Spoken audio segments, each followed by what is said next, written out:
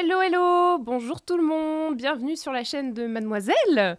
Je suis toujours Mélanie Wanga, je suis la directrice des rédactions de mademoiselle.com et qui est un média féministe en ligne, pour ceux qui ne le connaissent pas et qui sont arrivés par hasard. Vous regardez ce soir notre live sur la présidentielle, sur l'élection de 2022, qu'on va traiter avec un point de vue féministe. Pour rappel, on couvre cette élection dans une série de live Twitch qui pose aux candidates les questions que le lectorat de Mademoiselle se pose, donc aux candidates et aux représentantes des candidats masculins. Donc c'est un choix qu'on a fait, qui est un choix d'inviter effectivement les femmes fortes de cette élection, les femmes qui ont des choses à dire sur les questions d'égalité. Et du coup, on va poser des questions autour des programmes des candidats, des mesures autour des droits des femmes, des personnes LGBTQ, des minorités en général, du travail, etc., etc. Ce soir, on reçoit Mathilde Panot, qui est la vice-présidente du groupe parlementaire La France Insoumise à l'Assemblée. Présidente maintenant. Mes notes sont erronées. Présidente maintenant du groupe parlementaire La France Insoumise à l'Assemblée nationale. Donc bonsoir Mathilde Panot. Bonsoir, merci pour l'invitation. Merci à vous. Ce live, du coup, c'est aussi une soirée en partenariat avec le média d'enquête et de culture urbaine Street Press, qui sera représenté comme d'habitude par Mathieu Mollard, le rédacteur en chef de Street Press. Bonsoir Mathieu en coulisses. Et à côté de moi, comme d'habitude, Maëlle Lecor, journaliste société chez Mademoiselle. Bonsoir Maëlle. Bonsoir. Qui va du coup interviewer Mathilde Panot à mes côtés ce soir. Le chat, quant à lui, où on m'a dit qu'il y avait du monde dans le chat ce soir, le chat sera pris en main par la rédactrice en chef de Mademoiselle, qui est Mimi Hegel. Bonsoir Mimi. Bonsoir Internet, bonsoir Mathilde Panot, bonsoir la France. En effet, on est déjà plus de 430 dans le chat et je serai votre voix à partir du moment où vous parlez avec respect bien sûr. À tout de suite. Alors Mathilde Panot, vous serez avec nous durant 1 heure pour répondre à nos questions et à celles du chat. Et puis on va passer à la phase du débrief, donc où vous ne serez pas avec nous, mais nous, on discutera avec Mathieu, avec Mimi, sur tout ce qui a été dit. Et en attendant, sur le chat, vous pouvez, comme d'habitude, participer tout au long de l'émission. Vous pouvez envoyer des émojis, vous pouvez surtout suivre la chaîne et vous abonner si ce live vous plaît. Et puis voilà, c'est parti. Je pense que je vais laisser la parole à Maëlle pour nous présenter Mathilde Panot. Tout à fait. Bonsoir Mathilde Panot. Bonsoir. Je vais dire quelques mots sur vous, pour les gens qui nous regardent et qui ne vous connaissent pas. Alors, vous avez 33 ans, vous êtes députée du Val-de-Marne et vous représentez donc ce soir le candidat à l'élection présidentielle Jean-Luc Mélenchon. Alors, avant d'être députée, je vais retracer un petit peu votre vie très brièvement. Vous êtes née, Voilà, on va accélérer un petit peu sur la petite enfance, mais en tout cas, vous avez pris goût à l'engagement lors des mobilisations contre le CPE. En 2005, le CPE, le contrat première embauche, pour les plus jeunes qui nous regardent et qui ne s'en souviennent pas. Vous êtes passé par Sciences Po Nancy, vous avez fait vos armes dans le milieu associatif, notamment à Grigny. J'ai lu aussi que vous aviez fait du combat contre les puces de lit, une vraie cause sociale. J'ai trouvé ça. De lit. Et oui, j'ai demandé que ça soit reconnu comme un problème de santé publique. Ouais, j'ai appris ça aussi. Parce que ça pourrit la vie de millions de gens dans notre pays. Et donc, on demande qu'il y ait des services publics municipaux dédiés aux punaises de lit avec la gratuité de la prise en charge, parce que c'est aussi un problème écologique. Je pourrais vous en parler longtemps, mais on verra s'il y a en tout cas, c'était une anecdote, ça. Je mets des guillemets, parce que c'est quand même un enjeu assez important, je trouve, pour les gens qui en ont déjà eu. Vous avez rejoint la France Insoumise pendant la campagne de Jean-Luc Mélenchon en 2017. Ouais. 2016. J'ai fait la campagne de 2012 et j'ai fait, en tant que militante, et j'étais dans le staff de campagne de Jean-Luc Mélenchon en 2017. Vous avez gravi les échelons au fur et à mesure. Et donc, vous avez été élu à l'Assemblée nationale en 2017. Et en octobre dernier, donc, vous avez pris les rênes du groupe LFI à l'Assemblée nationale. Donc, vous êtes l'actuelle présidente. Donc, vous êtes là ce soir avec nous pour répondre aux questions autour du programme de la France Insoumise. Alors, évidemment, cette campagne, elle est pas mal bouleversée par l'actualité internationale du moment. Évidemment, on peut difficilement passer outre le conflit en Ukraine. Donc évidemment, nous aussi, on veut aborder ce sujet-là. On constate que depuis une semaine, la guerre s'intensifie en Ukraine. Macron veut renforcer les sanctions, mais en même temps, il veut continuer à entretenir les négociations. Est-ce que c'est la bonne méthode ? Est-ce que quel positionnement vous défendez vous à la France Insoumise ? Sur ce sujet-là, il n'y a pas d'autre méthode que la négociation. Je vais expliquer. Bon, déjà, je pense qu'effectivement, on ne peut pas passer à côté de ce sujet-là et qu'il faut exprimer de toutes les manières possibles notre solidarité avec le peuple ukrainien et aux déjà plus de 1,5 million de réfugiés que la France doit accueillir.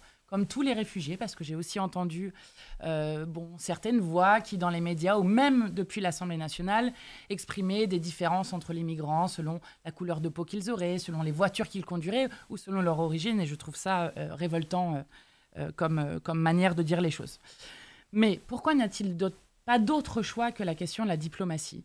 C'est que nous sommes face à la Russie, donc qui est avec Vladimir Poutine le seul responsable, puisque c'est lui qui a violé l'intangibilité des frontières.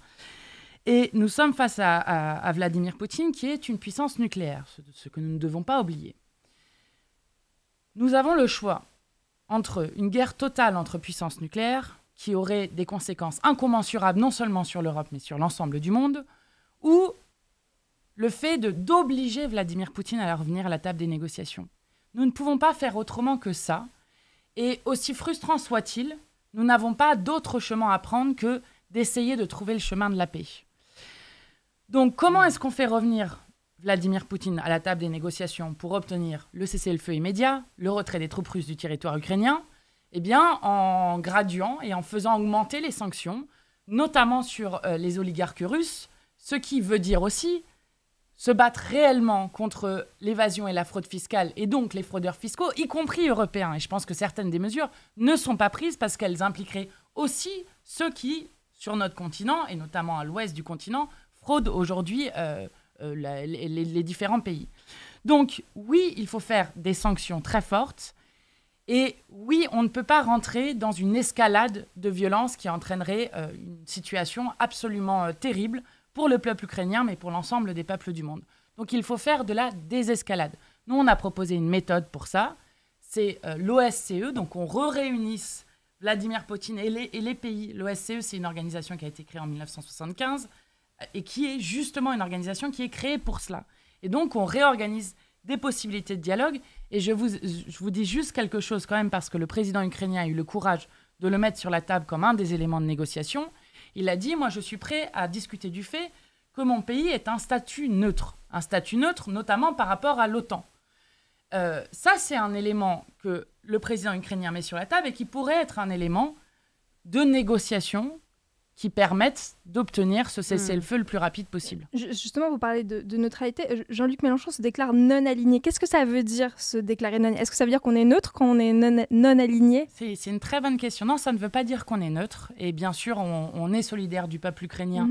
Et nous pointons et nous condamnons le fait que ce soit la Russie de Vladimir Poutine, que nous différencions du peuple russe, la Russie de Vladimir Poutine qui est violer toutes les règles de droit international, mais être non aligné, ça veut dire ne dépendre ni des États-Unis, ni de la Russie, ni d'aucune autre puissance, et avoir un rôle, on va dire, spécifique que doit avoir la France au vu de son histoire, au vu de son rôle au Conseil de sécurité de l'ONU. Comment ça se manifeste, ça, alors, en pratique ? Eh bien, ça veut dire, par exemple, ne pas être dans l'OTAN, ne pas être aligné sur les intérêts américains. Vous savez, moi, par exemple, je suis fière d'être dans un pays qui a dit non à la guerre en Irak. Je suis fière d'avoir dit non, enfin, c'est pas moi directement, vous comprenez bien, mais je suis fière d'être d'une nation qui a dit non à la guerre en Irak. Et je crois qu'on ne doit pas s'aligner sur des intérêts de pays étrangers pour nos propres intérêts, y compris pour avoir ce rôle spécifique que peut avoir la France sur la question de jouer un vecteur de paix. Vous avez évoqué y compris que les pays puissent se reparler. Vous avez évoqué tout à l'heure le nucléaire, justement, et la sortie, enfin voilà, dans le programme de Jean-Luc Mélenchon, justement, on parle de cette sortie du nucléaire. Est-ce que c'est encore possible avec cette guerre, justement, ce conflit-là qui j'allais dire, qui se prépare, mais non, qui est déjà là, cette escalade. Est-ce que c'est possible, sachant que voilà, un tiers du gaz, du pétrole mondial vient de Russie. Voilà, est-ce qu'on est encore dans cette possibilité-là aujourd'hui ? Plus que jamais, parce que si vous êtes dépendant, la France, on a de la chance de ne pas être trop dépendant par rapport à d'autres pays, notamment, je pense à l'Allemagne ou à l'Italie, on a de la chance de ne pas être trop dépendant du gaz russe. Ça nous donne une position qui est plus facile aussi pour pouvoir justement être libre des décisions que nous voulons prendre. Mais plus que jamais, parce que peut-être que vous avez noté, mais cette semaine s'est passé un événement qui aurait pu être extrêmement grave, c'est que le plus gros réacteur d'Europe a été la cible de combat, et notamment il y a eu un feu dans un des réacteurs. Et on a eu de la chance qu'on ne soit pas passé à côté d'un accident nucléaire. On a eu de la chance. De même que la semaine dernière, au moment de l'invasion, s'est posé la question de savoir quel était l'état des déchets radioactifs de Tchernobyl. Parce que, rappelez-vous, Tchernobyl est en Ukraine. Et qu'il y a Tchernobyl, plus 15 réacteurs nucléaires en Ukraine. Donc ce que nous montre l'exemple ukrainien, c'est aussi que le nucléaire nous rend extrêmement dépendants d'une catastrophe qui pourrait arriver. Et je vais vous dire, cette catastrophe, elle pourrait arriver aussi en France. Et ce n'est pas moi, Mathilde Panot, qui le dit, c'est les différents directeurs de l'autorité de sûreté nucléaire qui l'ont affirmé. 3 directeurs consécutifs l'ont affirmé tous, oui, il peut y avoir un accident nucléaire. Et je vais vous dire pourquoi il faut sortir du nucléaire. La première des raisons, qui est une raison très forte pour moi, c'est que le nucléaire n'est pas adapté au dérèglement climatique. Vous savez, le fleuve le plus nucléarisé en France, c'est le Rhône. Le Rhône, on sait par les scientifiques qu'il va baisser de débit de 10 à 40%. On arrête déjà des réacteurs tous les étés parce qu'il n'y a plus assez d'eau pour refroidir les réacteurs. Donc, à l'avenir, si nous continuons avec cette énergie, nous allons avoir un problème pour refroidir nos réacteurs et donc une énergie qui, à certains moments, fonctionnera et puis à d'autres moments, ne fonctionnera pas. Le nucléaire, deuxième des choses, coûte plus cher aujourd'hui que les énergies renouvelables. Le nucléaire crée des déchets dont on ne sait que faire et qu'on pense enfouir à Bure, qui est dans l'est de la France, pour 100 000 ans sans savoir exactement ce qui va se passer. Le nucléaire dans notre pays est un nucléaire low cost, puisque 80% de la maintenance est faite par des sous-traitants nucléaires qui reçoivent 80% de la dose radioactive. Et je vais vous donner un des exemples. Par exemple, moi, j'ai rencontré Jean-Marie. Je suis marraine d'une association de sous-traitants nucléaires. Je suis anti-nucléaire, mais moi, je m'intéresse aux gens qui travaillent dans le nucléaire et je pense qu'on ne peut pas passer outre. Nous, on veut leur donner une garantie d'emploi et on va avoir besoin d'eux, même en sortant du nucléaire, parce qu'on ne le fait pas en appuyant sur un bouton. Jean-Marie, 39 ans, qui bossait dans le nucléaire. 1 200 € par mois. 39 ans. Aucune ancienneté reconnue parce qu'on les passe d'une boîte à l'autre. De la sous-traitance. De la sous-traitance, mais vraiment une utilisation massive de la sous-traitance. Donc, nous pensons que le nucléaire, c'est aujourd'hui une énergie du passé et que la seule énergie qui vaille, ça sera pour nous ni fossile ni nucléaire, mais qu'il faut organiser une bifurcation énergétique vers le 100% énergie renouvelable. Et je dis juste ça, le 100% énergie renouvelable n'est possible que si on fait de la sobriété et de l'efficacité énergétique, donc la rénovation des logements où des millions de gens de notre pays ont froid. Et la sobriété, ça veut dire qu'on décide collectivement de l'usage de l'énergie. Et par exemple, qu'on pourrait décider d'interdire ces panneaux lumineux qui utilisent autant qu'une famille de 4 personnes par an en consommation. Eh bien, je crois que ça, c'est des choix démocratiques à faire et qu'on ne peut pas avoir un président de la République, Emmanuel Macron, qui décide tout seul qu'il peut nucléariser la France. Ça, c'est pas possible. Ok. Mimi, est-ce qu'il y a des réactions du chat, peut-être sur cette question du nucléaire? Je pense que Alors sur le nucléaire, il n'y a pas de réaction. On a du soutien de Bullish 3000 qui estime pour la question précédente que les femmes au pouvoir seraient la clé de la paix sur le long terme, à débattre potentiellement. Sur le nucléaire, on a un silence de cathédrale très studieux. Ok, très bien. Bah, oui, je pense que c'est intéressant et effectivement, comme l'a dit Maëlle, on ne pouvait pas ne pas parler de ce conflit qui est quand même qui domine l'actualité politique sur tous les aspects, donc c'était important pour nous de l'évoquer. Peut-être que le sujet suivant va réveiller un peu le chat. Voilà. On l'espère en tout cas. Car Mademoiselle est un média féministe, donc on vous a invité parce qu'on veut parler de ces questions-là également. Notamment, on va commencer par l'IVG qui est dans le programme de Jean-Luc Mélenchon, parle d'inscrire le droit à l'avortement dans la Constitution. Alors, ça parle aussi de passer le délai d'avortement à 14 semaines, chose qui a été faite récemment. Nous avons voté après un long combat parlementaire. Tout à fait. Du coup... inscrire le droit à l'avortement dans l'IVG, le droit à l'avortement dans la Constitution, excusez-moi. Mais après, qu'est-ce que ça changerait en pratique aussi ? En fait, il y a une des choses je vais commencer par la bataille parlementaire qu'on a menée, qui a été une longue bataille parlementaire, y compris avec Emmanuel Macron, qui par-ci par-là disait. A eu des paroles sur la question de l'IVG qui étaient très déplacées. Sur la question de l'allongement du délai, qui était plus timide là-dessus. Exactement. Donc, on a quand même réussi à faire passer, et notamment c'est Alban Gaillot, député du Val-de-Marne, qui s'est beaucoup battu sur cette question-là. Il reste quand même un point sur lequel on n'a pas réussi à gagner, et nous, je le dis, nous, on changera ça rapidement, c'est la double clause de conscience qu'il existe sur l'IVG, qui en fait un acte médical à part, alors que c'est un acte qui concerne le corps des femmes et la décision seule des femmes. Donc ça, on l'enlèvera, cette double clause de conscience sur l'IVG, parce qu'il n'y a aucune raison qu'il y ait une double clause de conscience. Qu'est-ce que ça change de constitutionnaliser, de mettre dans la Constitution le droit à l'IVG ? Ça change qu'on ne puisse pas remettre en cause, tous les 4 matins, ce droit à l'avortement. Parce qu'on le sait, et beaucoup de féministes d'ailleurs l'ont dit et redit, lorsque il y a des périodes de crise, c'est toujours les droits des femmes qu'on remet en cause en premier, et notamment cette question de l'avortement. Et on le voit par exemple au Texas, où ce droit à l'avortement est interdit. On le voit en Pologne, où 2 femmes sont mortes suite à des avortements clandestins. Donc ce droit à l'IVG, c'est une conquête, c'est un combat des femmes depuis des dizaines d'années, mais c'est une conquête qu'on peut perdre du jour au lendemain, puisque ça dépend de tel ou tel pouvoir qui serait là. Et donc ce qu'on propose, le fait de le mettre dans la Constitution, c'est en quelque sorte l'inscrire dans le marbre pour dire qu'on ne puisse pas revenir en arrière sur cette question-là. Alors, ça fait une garantie, mais concrètement, par exemple, dans le programme, il n'y a pas forcément de mesures, par exemple, pour améliorer l'accès à l'IVG. Par exemple, on voit que tous les territoires ne sont pas égaux en France en matière d'accès à l'IVG. Vous verrez, c'est dans notre livret Égalité femmes-hommes, parce que nous, on a le programme, et ensuite, on a une quarantaine de livrets qui, en fait, détaillent les mesures qui sont prises. Effectivement, il y a une question du droit à l'IVG. L'inscrire dans la Constitution, c'est une chose. Mais ensuite, si un droit est un droit théorique, ce droit n'existe pas. Donc, nous, on a proposé déjà de réouvrir des structures type planning familial un peu partout, parce qu'on le sait, beaucoup des femmes, y compris d'ailleurs, alors parfois elles passaient le délai parce qu'elles ne le savaient pas, et puis parfois elles passent le délai aussi parce que c'est tellement dur d'arriver à trouver une structure dans certains des départements que on n'arrive pas à y aller. De même que nous sommes pour la contraception gratuite, de même qu'il faut remettre des gynécologues médicales, parce que vous avez plein de départements, vous avez je crois 17 départements où il n'y a plus qu'une gynécologue médicale, voire même certains 3 où il y en a 0. Donc la question de tout ce qui est accès et droit de la santé des femmes, il va falloir le remettre très sérieusement. Et là, on parle du droit à l'IVG, mais on pourrait continuer sur le droit de choisir sa maternité, parce que c'est en fait ça dont on est en train de parler.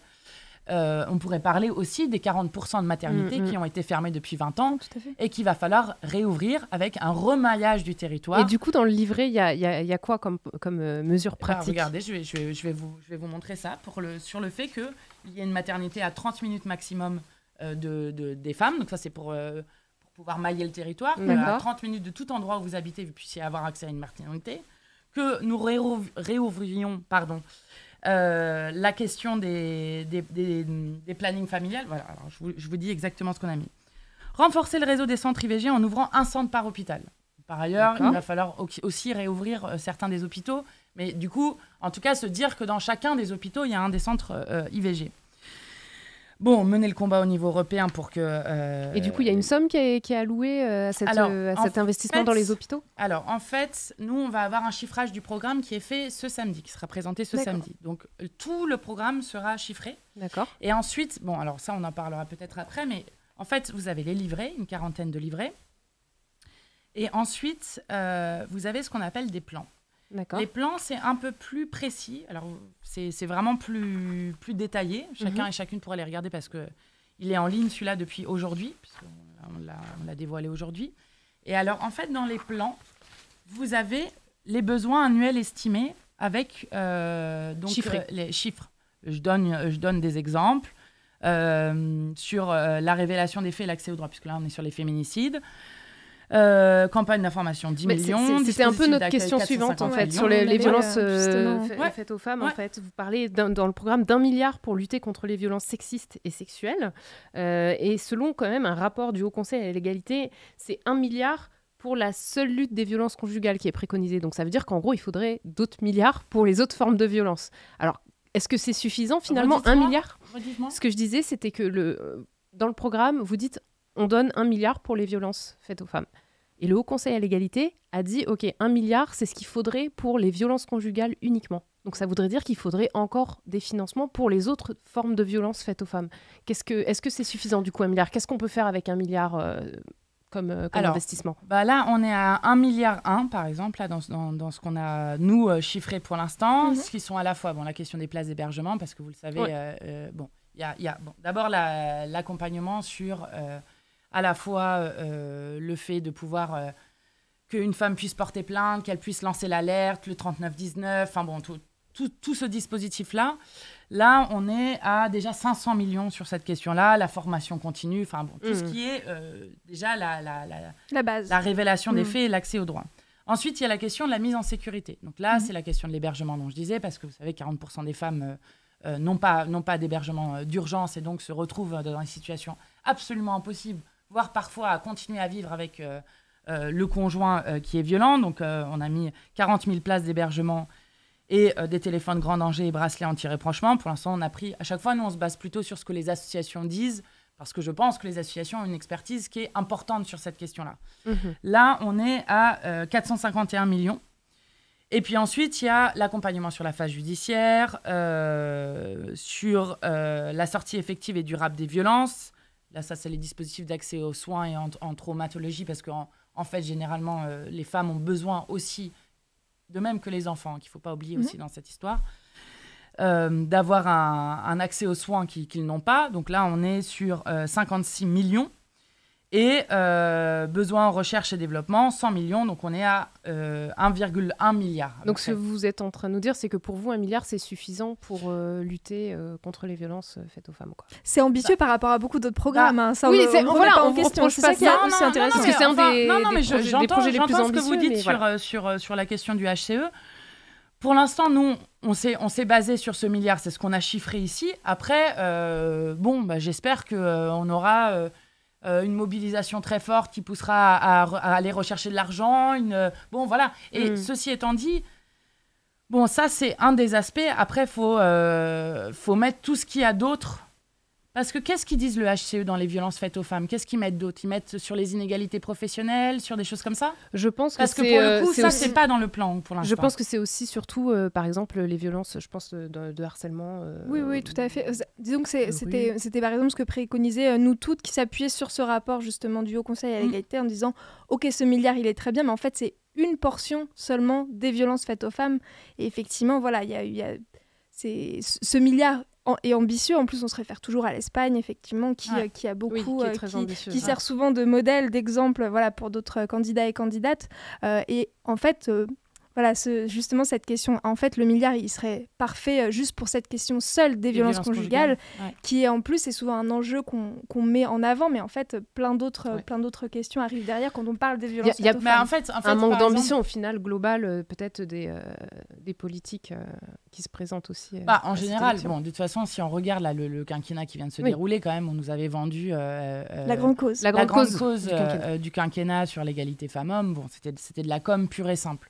Nous, ça a été travaillé notamment avec des associations. À chaque fois, nous, on a toujours travaillé tout notre programme en lien avec des associations, avec des professionnels, parce que c'est aussi comme ça qu'on travaille, qu'on a de l'expertise et une certaine intelligence collective. Et c'est pas un hasard si généralement les associations disent qu'on a un très bon programme. C'est aussi parce que justement, on a pompé tout ce que elle et il disaient, quoi. Après, j'entends ce que vous dites sur il faudrait aller au-delà même, parce que le milliard, ça serait que pour les violences conjugales. Et par ailleurs, vous dites, on fait souvent référence à l'Espagne. L'Espagne, je voyais qu'ils avaient un observatoire officiel sur la question des féminicides et sur lequel il y avait non seulement les féminicides, comme on l'entend classiquement par le conjoint ou l'ancien conjoint, mais ensuite, ils avaient toute une série de catégories différentes. On l'a d'ailleurs noté comme un des exemples qui était intéressant dans notre plan, qui était les féminicides sociaux. Donc, c'est ceux où vous avez eu une agression sexuelle et puis après un meurtre. Attendez, je vais vous dire exactement. Voilà. Le meurtre d'une femme par un homme non partenaire et non membre de la famille. Les féminicides dits sexuels, bon, ça, on comprend bien ce que ça veut dire.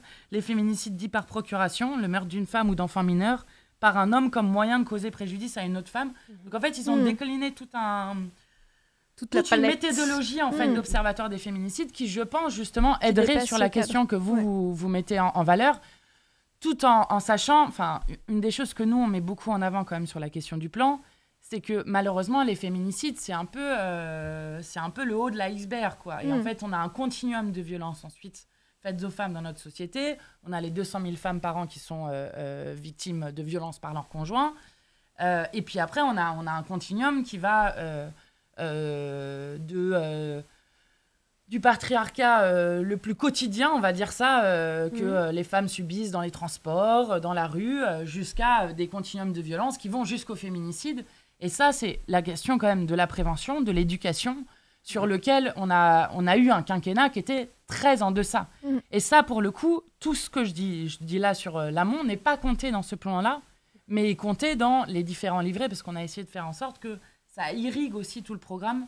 Et que ce soit pas juste un truc, voilà, les meufs, vous avez ça, et le reste du programme, on s'en préoccupe. Exactement. Et sur l'égalité professionnelle, il y a aussi beaucoup des choses qui vont contre les violences que subissent les femmes, à l'intérieur aussi des entreprises ou du salariat en général, quoi. On a, je pense, une question du chat ou une réaction. Alors, tout à fait, sur ces questions de l'égalité homme-femme qui, sans trop de surprise, font réagir le chat de notre chaîne. On a plusieurs réactions, je vais vous les lire et comme ça, vous choisissez un petit peu dans lesquelles piocher.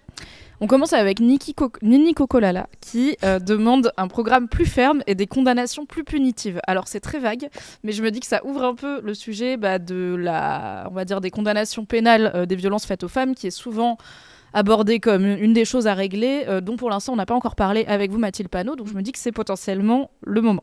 Et après on a diverses personnes, dont Bullish 3000 et Shadow of the Tree, qui échangent sur vos réponses et sur le programme France Insoumise au sujet des violences faites aux femmes. Bullish dit « Je trouve que ça manque de radicalité dans les propositions. On devrait tout régler au plus vite, mais je ne doute pas qu'une fois en place, les femmes fortes de LFI iront plus vite, plus loin. » Il y a TV Novax, des femmes fortes de LFI évidemment, dans le chat, quoi.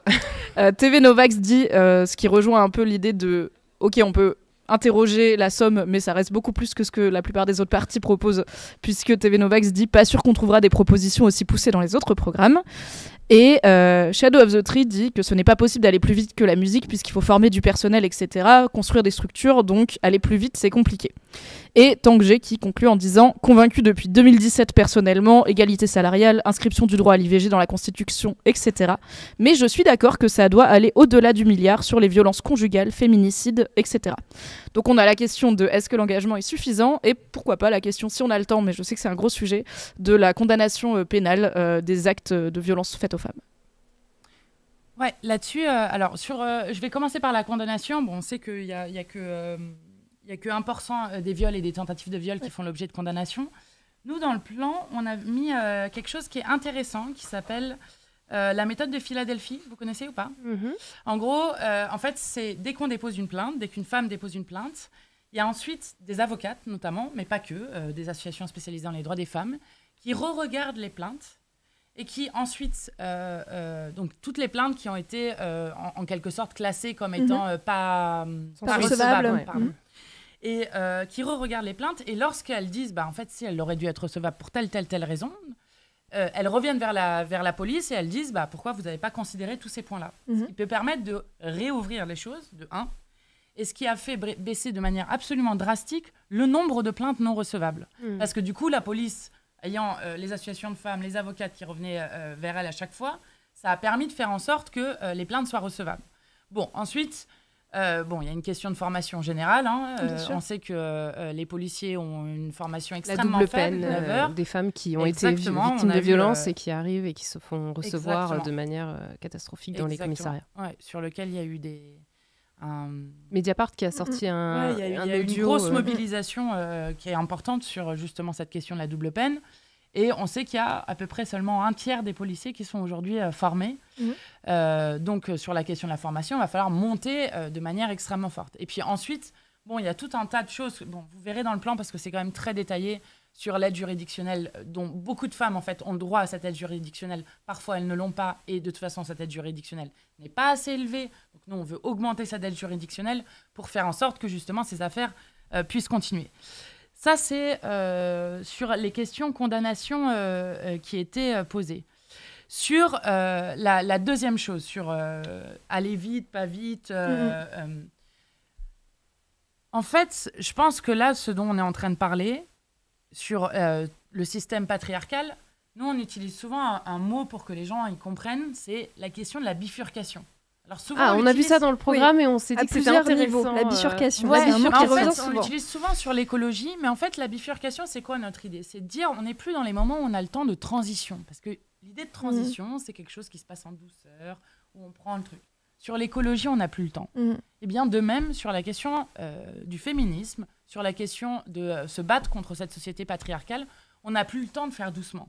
Mais par contre, je pense qu'il ne faut pas mentir et dire si Jean-Luc Mélenchon arrive au pouvoir, il n'y aura plus de féminicide du jour au lendemain. C'est pas vrai. Parce que ce dont on est en train de parler, c'est d'un système entier avec lequel il faut rompre. Et il faut rompre avec ça en commençant par... je disais, bon, il faut poser des actes clairs, donner les moyens aux associations de faire le travail, redonner les moyens au 39-19, que ce gouvernement a essayé de privatiser. Et c'est grâce à une mobilisation très forte qu'ils ont arrêté de le faire. Faire de la formation. Bon, il faut mettre le plan d'urgence. Donc la bifurcation, ensuite, c'est vraiment un angle droit, un dérapage. Vous comprenez, c'est comme une route où d'un coup, faut vraiment changer de direction très vite, quoi. D'accord. Et je pense que, quand je dis que c'est les inégalités entre les femmes et les hommes, c'est pas une fatalité, c'est des choix politiques qui ont été faits. Et de deux, ça c'est quand même une chose très importante, c'est que en fait, on est sur quelque chose qui est complet comme changement de société. Parce que ça implique de changer toute l'éducation donnée aux gamins, ça implique... voilà, en fait, ça implique vraiment une vraie modification qui ne passera... Un changement de paradigme. Ouais, un changement de paradigme, exactement. Eh bien, écoutez, c'est le moment où on va accueillir justement l'homme du plateau. On va le faire venir, on va le faire parler, on va le faire s'expliquer. On va faire une petite pause le temps que Mathieu Mollard, rédacteur en chef de Street Press, arrive sur le plateau. Il est là, il est avec nous, le rédacteur en chef de Street Press, Mathieu Mollard, qui va nous faire réagir à une vidéo comme à son habitude. Oui, bonjour Madame la Présidente du groupe parlementaire. Donc, on va parler de la question très importante de l'eau. Pour commencer, je vous propose qu'on regarde tous ensemble une vidéo qui a été tournée, montée par l'Insoumission, la plateforme de la France Insoumise. On y va. Moi, personnellement, j'ai pas d'eau du tout. J'ai pas une goutte d'eau qui arrive à mon robinet. On me facture l'abonnement et on me met sur ma facture 0 mètre cube consommé.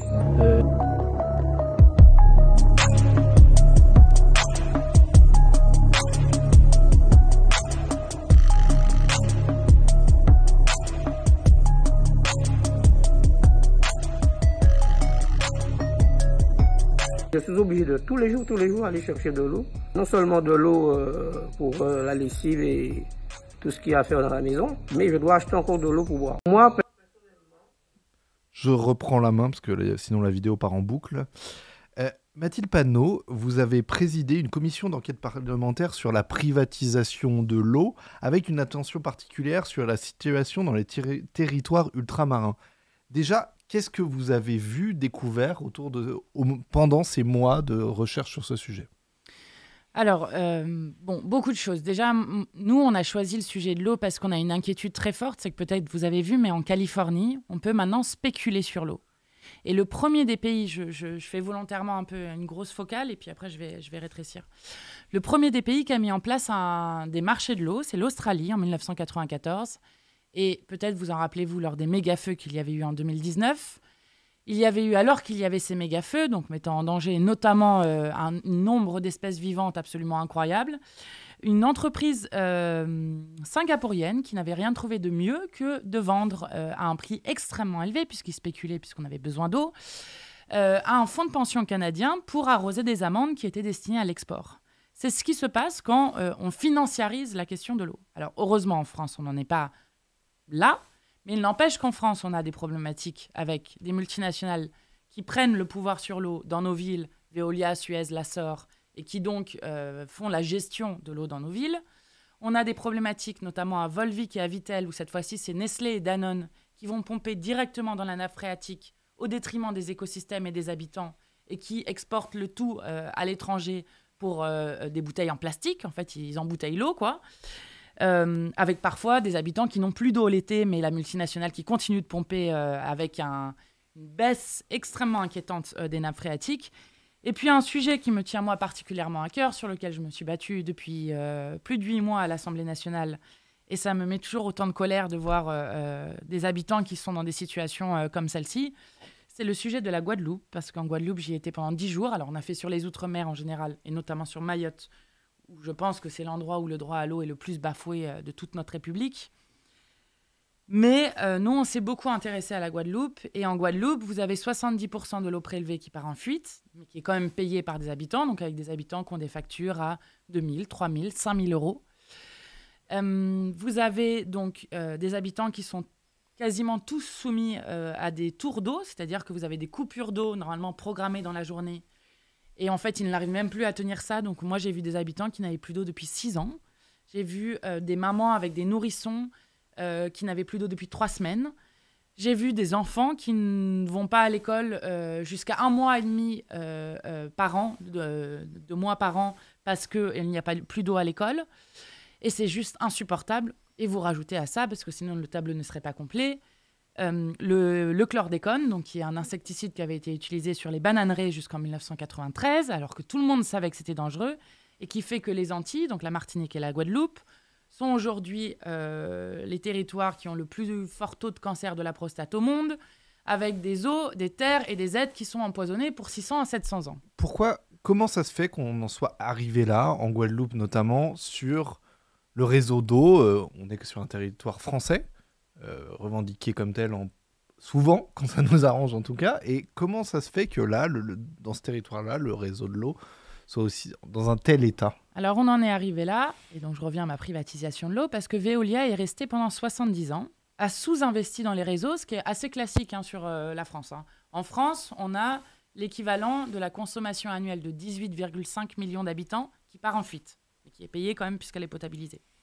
Mais là, on est arrivé à un point de sous-investissement extrêmement fort, plus des élus qui étaient défaillants dans les contrôles, dont un, par ailleurs, a été condamné parce qu'il a utilisé l'argent de l'eau pour aller faire des voyages je ne sais où et je ne sais où avec les autres élus. Mais il n'empêche qu'un seul a été condamné et qu'on ne sait pas où est passé l'argent des usagers.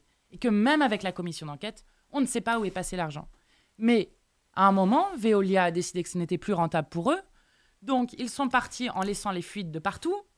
Ils sont partis en prenant 12 millions d'argent public et en disant aux élus, vous ne nous attaquez pas en justice, je ne vous attaque pas en justice. Et comme ça, ils sont partis en s'en lavant les mains. Ça, c'est le bilan de la commission d'enquête parlementaire qu'on peut retrouver sur Internet. Et c'est vrai que c'est un travail très fouillé qui permet de rentrer dans le détail de ce sujet. Une fois qu'on a fait ce constat, qu'est-ce que vous avez pu faire et qu'est-ce que vous aimeriez faire si vous gagnez? Alors, en fait, il y a des mesures d'urgence et des mesures de moyen terme, on va dire. Bon, la mesure d'urgence, c'est que... moi, je suis scandalisée, en fait, que le droit à l'eau soit bafoué sans que personne ne s'en émeuve. Et moi, je vais juste vous dire une chose que les Guadeloupéennes et les Guadeloupéens m'ont dit plusieurs fois. Et ce sur quoi ils ont raison, c'est que si cette situation était arrivée dans n'importe quel département de l'Hexagone, elle n'aurait pas perduré aussi longtemps. C'est vrai, et c'est évident. Oui. Donc, il y a une question de mépris, de politique coloniale ou néocoloniale, comme vous voulez l'appeler, mais qui est insupportable, première des choses. Donc, la première mesure d'urgence, d'autant plus en temps de pandémie, où le premier des gestes barrières, c'est de se laver les mains, c'est de donner de l'eau aux gens.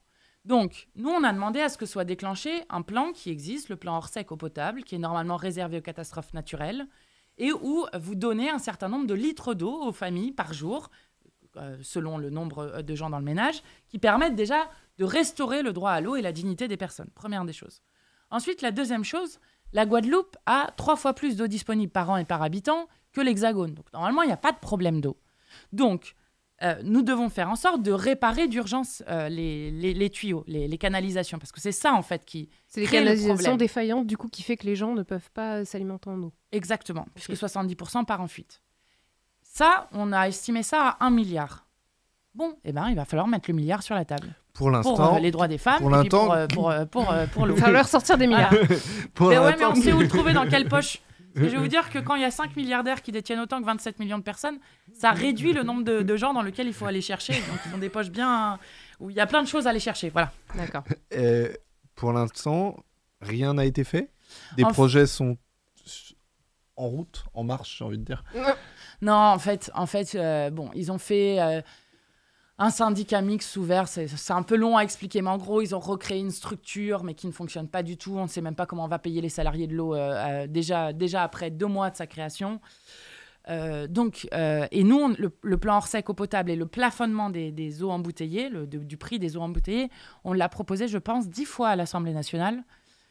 avec celui qui était rapporteur avec moi de la commission d'enquête, qui est Olivier Servat, qui est un député guadeloupéen, qui est de La République En Marche, qui, à chaque fois, a voté pour tous les ultramarins, quel que soit leur bord, y compris, je me rappelle même du député Les Républicains, donc de droite de Mayotte, qui prend la parole au micro et qui dit « Moi, je vais voter cet amendement parce que quand moi, je suis à Mayotte, je ne peux me doucher qu'un jour sur 2 parce qu'il n'y a pas d'eau sinon. » Et avec, moi, je me rappelle des gens de La République En Marche qui rigolaient pendant qu'ils disaient ça. Moi, je trouve pas ça drôle du tout. Donc, avec des gens de tous les bords qui ont voté, tout LR a voté, tout le Parti Socialiste a voté, tous les communistes ont voté, tous nous avons voté, et qui a bloqué des députés de La République En Marche à qui on a demandé de venir, qui ne savent même pas de quoi on discute, qui n'écoutent pas les discussions, et qui appuient sur des boutons pour le rejeter à chaque fois. La solution, c'est quoi? De renationaliser l'eau, de remettre l'eau sous main de régie publique, municipale? En fait, nous, on est sur le modèle qu'on préfère, et d'ailleurs, c'est inscrit dans le rapport. Vous noterez quand même que c'est assez incroyable, avec des gens de La République En Marche qui adorent privatiser tout, etc., qui adorent dire que le marché, c'est formidable, qui ont quand même admis tous les membres de la commission, que oui, la régie publique municipale était bien mieux que le privé, notamment parce que, c'est tout simple pour comprendre, quand c'est municipal, eh bien, tout l'argent de l'eau, donc l'argent des usagers, il reva dans l'investissement et il ne va pas dans les dividendes aux actionnaires, il ne va pas dans des frais de siège ou dans des directeurs commerciaux, puisque vous n'avez pas besoin de directeurs commerciaux. Mais est-ce que vous voulez l'imposer, ça? Si vous arrivez au pouvoir, est-ce que vous imposerez que l'eau soit sous main de régime municipal? Nous, on propose... En fait, ça, c'est dans le cadre de la Constituante. La Constituante, c'est ce qu'on propose pour sortir par le haut de l'impasse démocratique dans laquelle on est. C'est ce qui se passe au Chili actuellement. C'est-à-dire que le peuple se réunisse et redécide des règles qui sont en fait la base de notre vie politique et donc de nouvelles règles du jeu. Nous, on propose que l'eau, il soit inscrit comme un commun, un bien commun. C'est-à-dire comme un bien, comme c'est la ressource la plus vitale sur Terre, qu'on n'ait pas le droit de marchandiser. Donc sur lequel Veolia, Suez, la SOR n'auront pas le droit de mettre la main. Et garantir le droit à l'eau pour nous, il y a un corollaire à ça. Ça veut dire que si on veut vraiment garantir le droit à l'eau, que ça ne soit pas un droit comme ça qui soit dans les airs, on voudrait qu'il y ait les mètres cubes d'eau indispensables à la vie digne qui soient gratuits et qu'ensuite on ait des tarifications différenciées qui permettent de financer la gratuité. J'explique, ce n'est pas la même chose d'avoir de l'eau pour remplir une piscine ou pour laver une voiture que pour boire ou pour manger. Et je pense que ça permet de pénaliser les mésusages et en même temps de garantir un réel droit à l'eau sans abonnement, comme le disait tout à l'heure le monsieur. Est-ce que ce sera ma dernière question, donc ça veut dire aussi que finalement Vittel, Evian, ça devient quoi, des services publics? Puisque ça devient un bien commun, c'est une marchandisation de l'eau. Oui, mais en fait ça c'est une vraie question que les gens devront trancher, c'est est-ce qu'on veut vraiment continuer à mettre de l'eau en bouteille qui coûte environ 7 à 10 fois plus cher. Et on a la pollution du plastique des bouteilles avec le fléau plastique qu'on a derrière. C'est une question qu'il faut se poser. En tout cas, moi, j'aimerais, si on arrive à ce type de discussion, je trouve que, en tout cas, c'est une manière de poser les questions démocratiques dont on a besoin. Et je crois qu'on a besoin, en fait, de ce type de débat. Parce que en fait, qui décide à qui appartient l'eau? Si je vous dis ça, à qui appartient l'eau? À personne et à tout le monde. Ouais. Et donc... La question, c'est est-ce qu'on laisse Nestlé décider de pomper comme ils le font? Parce qu'aujourd'hui, le marché, ça veut dire quoi? Ça veut dire des multinationales qui décident pour nous. Je parlais du chlordécone tout à l'heure, mais je pourrais parler du glyphosate. Le glyphosate, ni vous ni moi n'avons jamais voté, décidé de dire oui, Monsanto Bayer, vous avez le droit de nous empoisonner, il n'y a aucun problème. Vous avez le droit de nous mettre des cancers de partout, il n'y a aucun problème. On n'a jamais décidé ça. Donc en fait, le problème, c'est que s'il n'y a pas de souveraineté populaire sur ce qu'on fait, sur ce qu'on décide collectivement, à quoi on alloue les ressources, eh bien, en fait, on laisse le privé décider pour nous et alors on est dans le pire des scénarios. Ok. Est-ce que ça te convient, Mathieu? Ça me convient. Ça me convient. Très content d'avoir parlé de l'eau et aussi de la situation. C'est moi qui vous remercie parce que c'est... un petit côté de la situation dans les Outre-mer, parce qu'il y a énormément de choses à dire et on en parle assez peu, et notamment dans les médias. Et c'est un truc qui nous a interpellés dans le programme, en fait, c'est cet accent sur les Outre-mer et qu'on trouve intéressant d'évoquer. Et d'ailleurs, il faut lire la situation de manifestations extrêmement fortes et de colère très très forte en ce moment dans les Outre-mer, et notamment en Guadeloupe et en Martinique, aussi avec cette lecture de l'eau. Parce qu'elle arrive sur tout ça. Parce qu'on nous dit... nous, quand on parlait, ils parlaient du pass, bon, c'est sur quoi on les a soutenus, parce que nous, on est contre le pass sanitaire. On ne va pas rouvrir ce débat-là ici, mais N'empêche qu'il nous disait, mais on nous dit respecter la loi à tout prix. Mais nous, on est sous-dotés en hôpitaux, on est sous-dotés en soignants. Vous nous avez contaminés au chlordécone. Et ça, c'était pas le respect de la loi. Par ailleurs, il y a une loi sur le sucre qui n'est pas respectée en Outre-mer et qui crée des fléaux d'obésité, etc., qui sont les comorbidités quand même du Covid. On ne respecte pas le droit, la loi sur l'eau. Enfin, et puis donc, le droit n'est pas le même pour un certain nombre de territoires d'outre-mer. Mais en fait, tout ça arrive comme justement, c'est vraiment, là je vais utiliser une expression qui va avec le thème dont on est en train de parler, mais c'est la goutte d'eau qui fait déborder tout le reste. Et l'eau en fait vraiment partie. Moi, je me rappelle de gens qui me disaient, mais vous vous rendez pas compte à quel point je suis fatiguée. Je suis fatiguée de me réveiller à 2h du matin pour essayer d'avoir un pauvre filet d'eau qui tombe. Je suis fatiguée de devoir porter des bouteilles d'eau constamment. Je suis fatiguée de devoir laver ma mère avec de l'eau minérale, quoi. Enfin, on en arrive à des points qui sont d'une indignité absolument totale. Ok. Bah, merci beaucoup, Mathieu. Merci. Je te renvoie à tes pénates jusqu'au débrief. Oh, quelle belle expression. Nous sommes de retour avec Maëlle Lecor qui est revenu parmi nous. On a quelques réactions sur le chat, notamment sur cette conversation autour de l'eau dans les Outre-mer. Tout à fait. Alors, il y a eu beaucoup de réactions autour du sujet de l'eau, à la fois dans les Outre-mer, mais aussi du sujet de l'eau en général. On a une personne très enthousiaste qui est arrivée sur le chat à ce moment-là pour dire oui, alors oui, oui, oui, oui, oui, c'est oui. Un dernier oui, ainsi qu'un ultime alors oui. Donc, des gens très à fond. On a Boudouin Emilio qui a dit « L'eau, c'est un bien commun, c'est aberrant que ce soit l'objet de spéculation », juste avant que vous parliez de... du coup, qu'est-ce qu'on fait des entreprises qui commercialisent de l'eau? Donc, c'est une bonne intervention. Voilà, il y a des gens pour qui l'eau est un bien commun et un service public. Des gens qui rebondissaient sur le fait qu'il y a 2 poids 2 mesures dans l'accès à l'eau, avec 21 Reasons qui disait « Quand j'habitais dans un quartier populaire, je payais une facture d'eau. Maintenant, j'habite au centre-ville et je ne paye plus rien. » Donc, parfois, on ne prête qu'aux riches, comme on dit, et c'est les plus pauvres qui vont douiller. Et des discussions autour du retour de consignes de bouteilles en verre, comme ça se faisait il y a quelques temps avec les laitiers, etc., pour limiter la pollution du plastique, bien sûr. Donc pas de questions précises, mais beaucoup d'interventions et d'intérêt autour du sujet de l'eau potable, évidemment. Eh ben super. Du coup, on va enchaîner sur une question qui est un peu différente, mais qui, je pense, quand même recoupe un peu la situation, comme vous l'évoquiez, du néocolonialisme, si on peut dire. Moi, j'ai lu le programme, j'en ai lu plusieurs, du coup, d'autres candidats, et c'est celui-là, je trouve que c'est l'un des rares qui rentre vraiment dans le sujet des relations Nord-Sud, et notamment dans la relation d'emprise que peut avoir la France sur certains pays d'Afrique. Et du coup, j'avais envie de vous poser la question sur justement cette section du programme qui est de construire une relation avec l'Afrique basée sur la souveraineté des peuples, notamment sur tout ce qui est la relation militaire. Hein. On vous parlait dans le programme de la présence au Sahel et au Mali, mais il y a aussi le franc CFA qui est évoqué. Et Jean-Luc Mélenchon parle beaucoup d'échanger en fait cette relation qui est un peu toxique, hein, on va pas se mentir, et de la transformer autour de la francophonie. Est-ce que vous pouvez nous en dire plus un peu? Ouais, alors bon, la première des choses, c'est que nous, on a demandé quand même beaucoup de fois à l'Assemblée nationale d'avoir des votes sur... Enfin, il faut se rendre compte qu'en 8 ans au Mali, on a eu un seul vote à l'Assemblée nationale, ce qui est absolument scandaleux, quoi.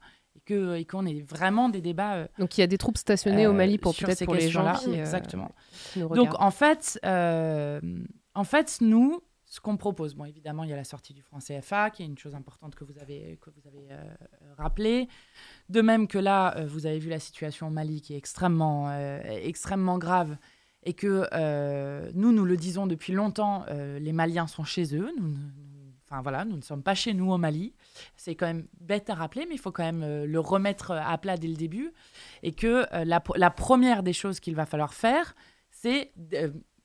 négocier, de demander qu'est-ce qui doit se passer, qu'est-ce que veut le pays, est-ce qu'ils veulent avoir encore des Français sur leur territoire ou non pour les aider, et sinon faire un plan de retrait militaire du Mali. En gros, ce que nous voulons, c'est mettre fin à la France-Afrique et aux relations qu'il y a eu avec la France-Afrique. Qu'est-ce que nous proposons à la place? Justement, de travailler de créer des nouveaux partenariats autour de la francophonie. Pourquoi? Parce qu'il y a 29 pays dans le monde qui partagent en langue commune le français, qu'ils l'ont soit en langue officielle, soit en langue co-officielle. Et que le savoir est la seule chose qui grandit lorsqu'elle se partage. Et donc, nous voulons avoir des relations qui ne sont pas non plus sur des effets de puissance militaire, économique, où on imposerait des choses et on ne respecte pas la souveraineté des peuples, mais qui se baserait justement sur des partages de connaissances. Et une des choses qu'on avait faites ensemble avec Jean-Luc Mélenchon lorsqu'on s'était rendu au Burkina Faso, pour rendre hommage notamment à Thomas Sankara, c'était justement de proposer qu'il y ait une université de ce qu'on a appelé les nouvelles frontières de l'humanité, avec autour des questions de la mer, de l'aérospatiale et du numérique, avec des formations de métiers qui pourraient se faire en lien entre, par exemple, le Burkina Faso et la France, qui pourraient se faire en lien avec la France et d'autres pays qui le souhaiteraient, avec un Erasmus francophone qu'on pourrait imaginer. Bref, qu'on recrée une relation qui soit des relations qui se basent sur les échanges de savoir et pas sur des échanges de puissance. Alors moi, c'est vrai que j'ai une question sur la francophonie parce que pour moi, en plus que moi j'ai de la famille en Afrique, la francophonie, en tout cas dans le cadre des relations avec l'Afrique, c'est quand même aussi une forme d'impérialisme, on va dire un peu plus soft, parce que le français finalement a quand même été imposé à ces peuples à travers la colonisation. Donc est-ce que c'est pas remplacer quelque chose de violent par quelque chose qui est symboliquement aussi quand même violent? Non, parce que si vous êtes sur des échanges universitaires, si vous êtes sur des échanges entre les pays, si vous faites des visas francophones entre les différents pays, si vous faites un noyau entre ces 29 pays, par exemple, pour essayer de se coordonner sur des grandes décisions qui pourraient être prises avant l'ONU, en tout cas, si vous recréer des choses qui sont égalitaires en disant que la langue est un usage de partage. En fait, on a un livret spécial sur la francophonie, donc qui est pas encore sorti, mais qui va sortir bientôt, et qui reprend certaines des grandes choses qu'on va faire sur cette question-là. Donc en gros, les mesures, c'est des échanges de programmes universitaires.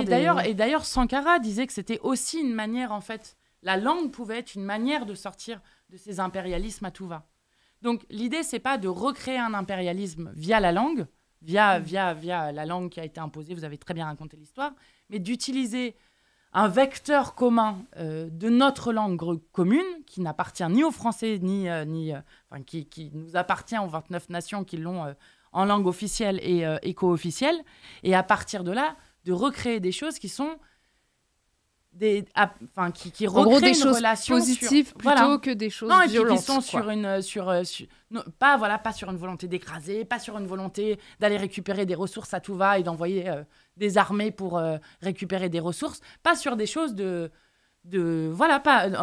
sortir de cette relation-là pour en construire une qui est une relation qui est sur des bases égalitaires et qui permet ensemble de créer des choses qui aident sur l'avenir, quoi. Enfin, franchement, avoir des gens formés, que ça soit sur les métiers de la mer, les métiers de l'aérospatiale, au moment où il va falloir dépolluer le ciel. Enfin, ça, c'est une des choses auxquelles on pense peu, mais il va falloir à un moment dépolluer le ciel. Sur la question du numérique, ça, c'est des choses qui, en commun, seraient des partenariats qui seraient intéressants avec d'autres pays, et notamment des pays francophones en Afrique. Et je vous invite à lire le programme parce que c'est vraiment détaillé dedans. Dès que le livret sortira, je vous l'enverrai. Maëlle ? Oui, non, mais c'est intéressant parce que c'est un enjeu sur lequel, comme tu disais, qu'on n'a pas vu ressortir dans d'autres programmes, et c'était intéressant. On parle beaucoup de l'Europe dans les programmes, mais effectivement, les relations Nord-Sud sont un sujet qu'on a cherché à chaque fois un petit peu. Et c'est vrai qu'il y a ce livre qui est sorti récemment, qui s'appelle L'Empire qui ne voulait pas mourir, qui est un super ouvrage qui traite vraiment en fait des traces que la colonisation a laissées dans la politique française. On parlait des Outre-mer, mais aussi ça se ressent dans la politique que la France peut avoir avec les pays du Sud, et je pense que c'est intéressant de l'évoquer. Est-ce que tu veux peut-être parler de la question de la faim ? La question de la faim, oui, brièvement, à moins que Mimi ait un rebond, un petit rebond. J'ai rien entendu dans l'oreillette. Mimi n'a pas de rebond. Très bien. Tout va bien pour elle. Question de la faim. Vous avez votre premier mandat de député s'achève dans quelques mois. Est-ce que vous serez candidate à votre réélection aux législatives qui seront en juin, on le rappelle ? Oui, j'ai vu on s'est rassemblé avec les militantes et les militants de la circonscription. Et donc, je repars pour un mandat. Et puis après, j'aimerais bien aussi laisser pour que ça tourne, parce que je pense que c'est vraiment important d'avoir aussi des responsabilités politiques qui tournent. Et moi, je suis quand même très fière d'être présidente d'un groupe parlementaire qui a prouvé dans les faits qu'on pouvait toutes et tous faire de la politique. Parce que dans mon groupe, il y avait Caroline Fiat, première aide-soignante de toute l'histoire de l'Assemblée nationale, qui a été élue, que les macronistes appelaient élégamment la députée Bac-2. Adrien Quatennens, qui travaillait dans un call center, qu'ils appelaient le député call center. Jean-Hugues Ratenon, qui était au RSA Activité, qui, d'après le Premier ministre, vivait de la misère. Et ou moi, par exemple, quand j'ai fait mon premier discours, où c'était bien sûr Jean-Luc Mélenchon qui avait écrit mon discours, puisque j'avais seulement 28 ans, donc mon cerveau est une femme, donc mon cerveau ne devait pas être très développé. Et je pense que 5 ans après, eh bien, le mépris a été beaucoup ravalé. Et je pense que c'est important de recréer ce lien entre la politique et le peuple, parce que finalement, la politique, c'est comment est-ce qu'on vit ensemble. Et moi, j'aime souvent dire aux gens, quand les dégoûtés partent de la politique, et je sais... Et je comprends pourquoi plein de gens sont dégoûtés, les promesses trahies, les magouilles, etc. Mais quand les dégoûtés partent, il ne reste que les dégoûtants et on ne peut pas laisser les dégoûtants décider pour nous. Écoutez, très beau mot de merci la fin. beaucoup Mathilde Panot. Merci à vous. C'est la fin. Est-ce que il y a peut-être, on parle souvent quand on a une candidate ou une personne qui représente un candidat, l'actualité, est-ce qu'il y a un meeting de prévu ? Oui, alors, on a eu un gros meeting sur la paix à Lyon avec 15 000 personnes, mais la grande marche qui est prévue est à Paris le 20 mars. D'accord. Tout le monde y est bienvenu. Super, bien. merci beaucoup. Et ben, je pense qu'on va faire une petite pause et on va enchaîner avec le débrief. Tout à fait. Hey, c'est le moment que vous attendez tous. On est allé faire pipi, mais on est de retour pour le débrief. Donc du coup, Maëlle Lecor toujours présente, Mathieu Mollard de retour parmi nous et Mimi Hegel qui En est chair et en os et loin de la régie. Il y a donc une vie à part la régie Twitch. Donc du coup, on va parler un petit peu de cette prestation que vient de donner Mathilde Panot dans le live. Qu'est-ce qu'on en a pensé? Un petit tour de table. On va discuter un petit peu aussi avec vous, le chat. Donc n'hésitez pas à réagir si vous avez des choses. Et on va faire ce qu'on aime bien. On va donner des notes sur les ardoises. C'est le meilleur moment de la soirée, évidemment. Ok. Mathieu, qu'est-ce que tu as pensé de cette discussion? C'était bien, on voit qu'elle connaît ses dossiers, comme on dit. Voilà, elle est venue avec beaucoup de notes. Et moi, je n'avais pas de problème avec ça. On a pu reprocher par le passé à des candidats d'avoir trop de notes, de lire, etc. En vrai, elle est arrivée avec des notes parce que elle voulait se référer à des éléments factuels. Et de ce point de vue-là, c'était assez... ça a bien marché, donc c'était globalement assez positif. Après, j'ai évidemment des points de désaccord, mais on en reparlera au fil de ce débrief. Mimi? Alors déjà, le chat était content, un peu plus nombreux que d'habitude. Bravo les insoumis et les insoumises.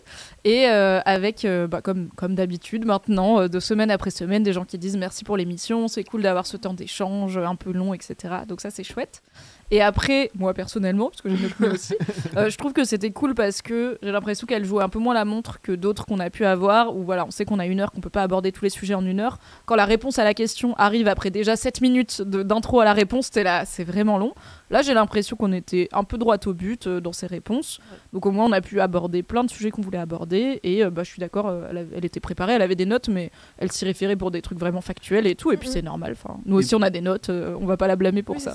Et pour expliquer quand même à ceux qui nous regardent un peu les coulisses, comme presque à chaque fois, le candidat, la candidate ou l'entourage du candidat a demandé à l'avance les sujets qu'on allait aborder, on ne donne pas les questions, mais on donne une liste de thématiques dont on va parler. Un peu comme quand tu passes un examen oral, on te dit pas la question, mais on te dit alors ça sera sur ça.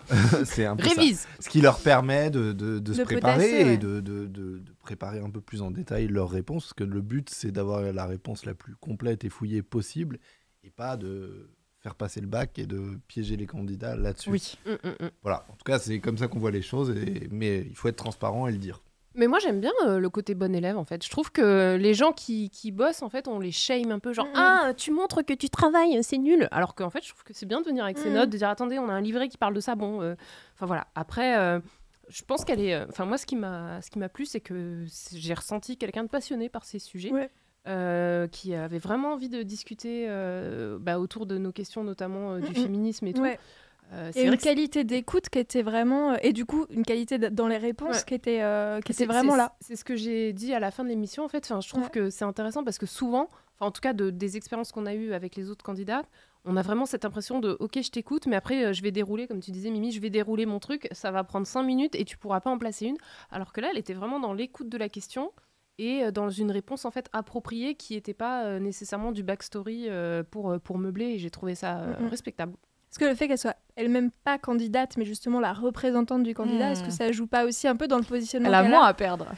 Bah ouais, je sais pas. Oui, en un sens, il y a peut-être de ça. Enfin, c'est pas sa personnalité Elle qui joue va pas sa déterminer. réputation Oui, perso voilà, c'est autant ça. que quelqu'un qui est Même candidat. si bien sûr, tu regardes, t'écoutes comment elle s'exprime, évidemment qu'elle incarne quelque chose en tant que femme politique, mais c'est peut-être un peu différent que si elle était scrutée en mode est-ce qu'elle ferait une bonne présidente. C'est pas ça que les gens se sont dit en la regardant. Du coup, je pense que ça joue un petit peu. Les sujets portés par. Ouais, par peut-être le qu'on candidat, l'a quoi. écouté mieux. Enfin, nous, j'en sais rien, mais peut-être que les gens ont mieux écouté ce qu'elle avait à dire que à se dire est-ce qu'elle est sérieuse, est-ce qu'elle ferait une bonne présidente, quoi. Après, je sais pas.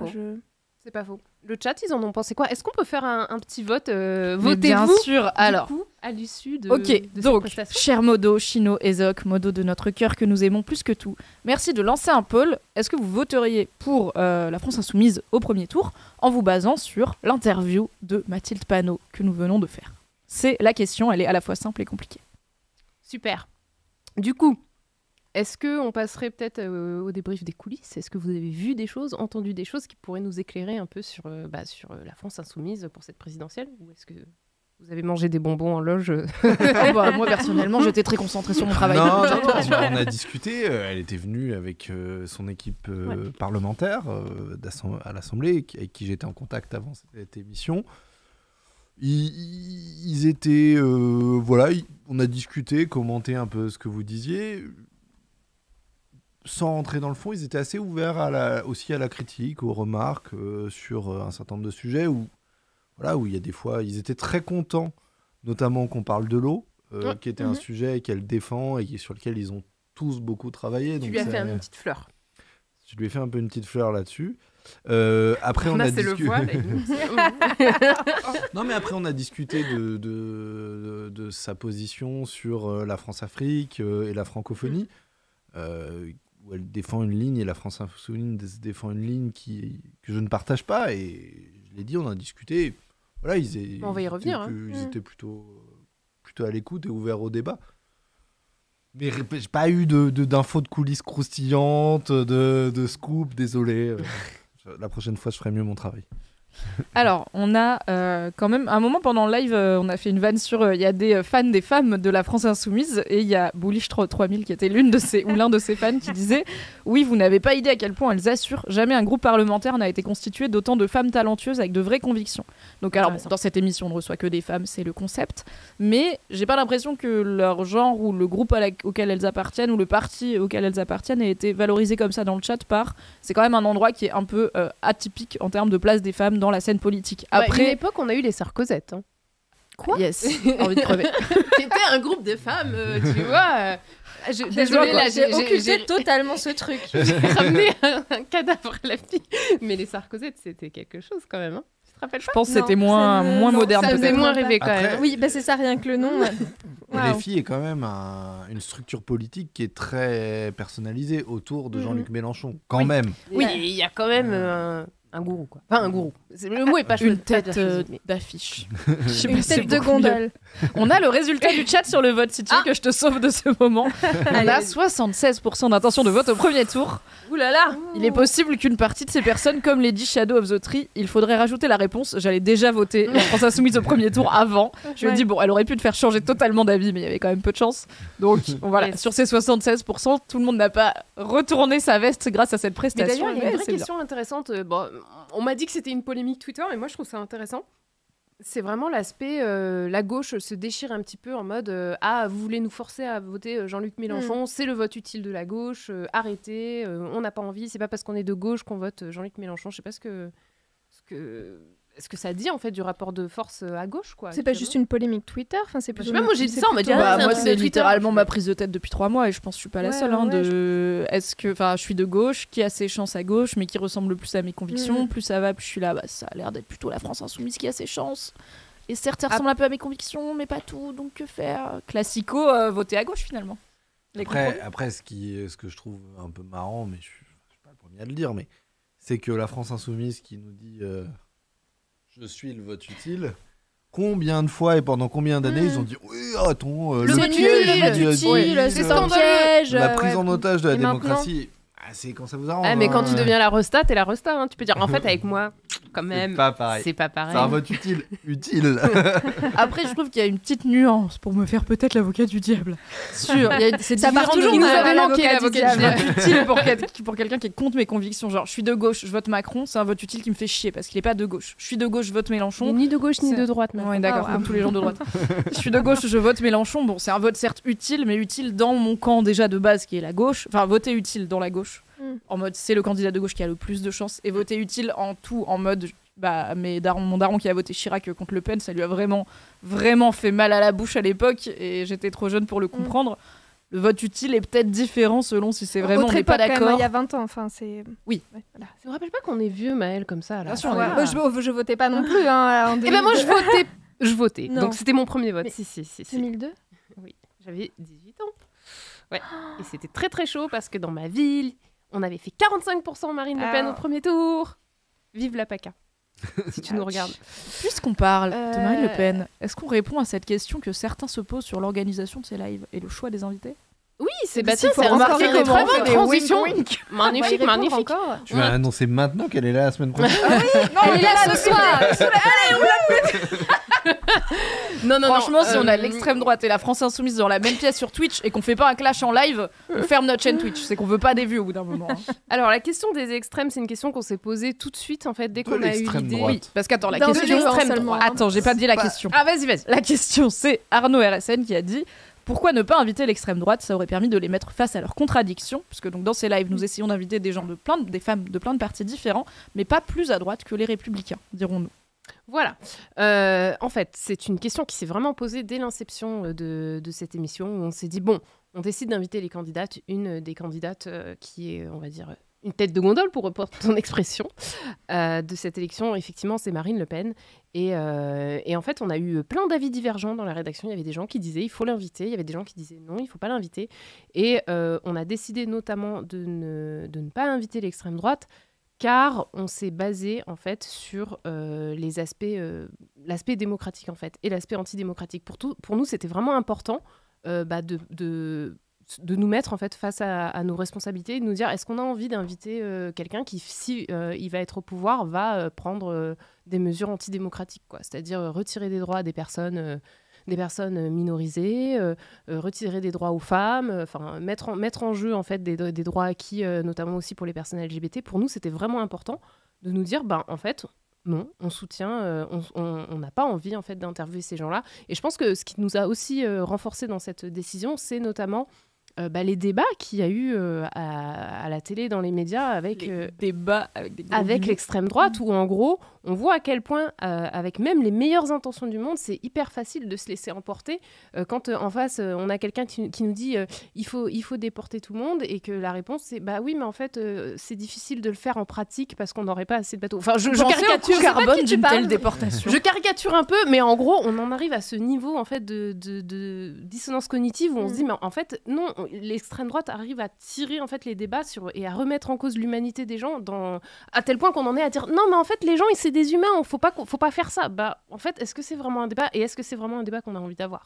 Puis il y a le cadre légal qui dit que les chaînes de télé et d'une autre manière le service public sont tenus d'inviter tous les candidats à l'élection présidentielle qui ont les 500 signatures avec un temps de parole équivalent.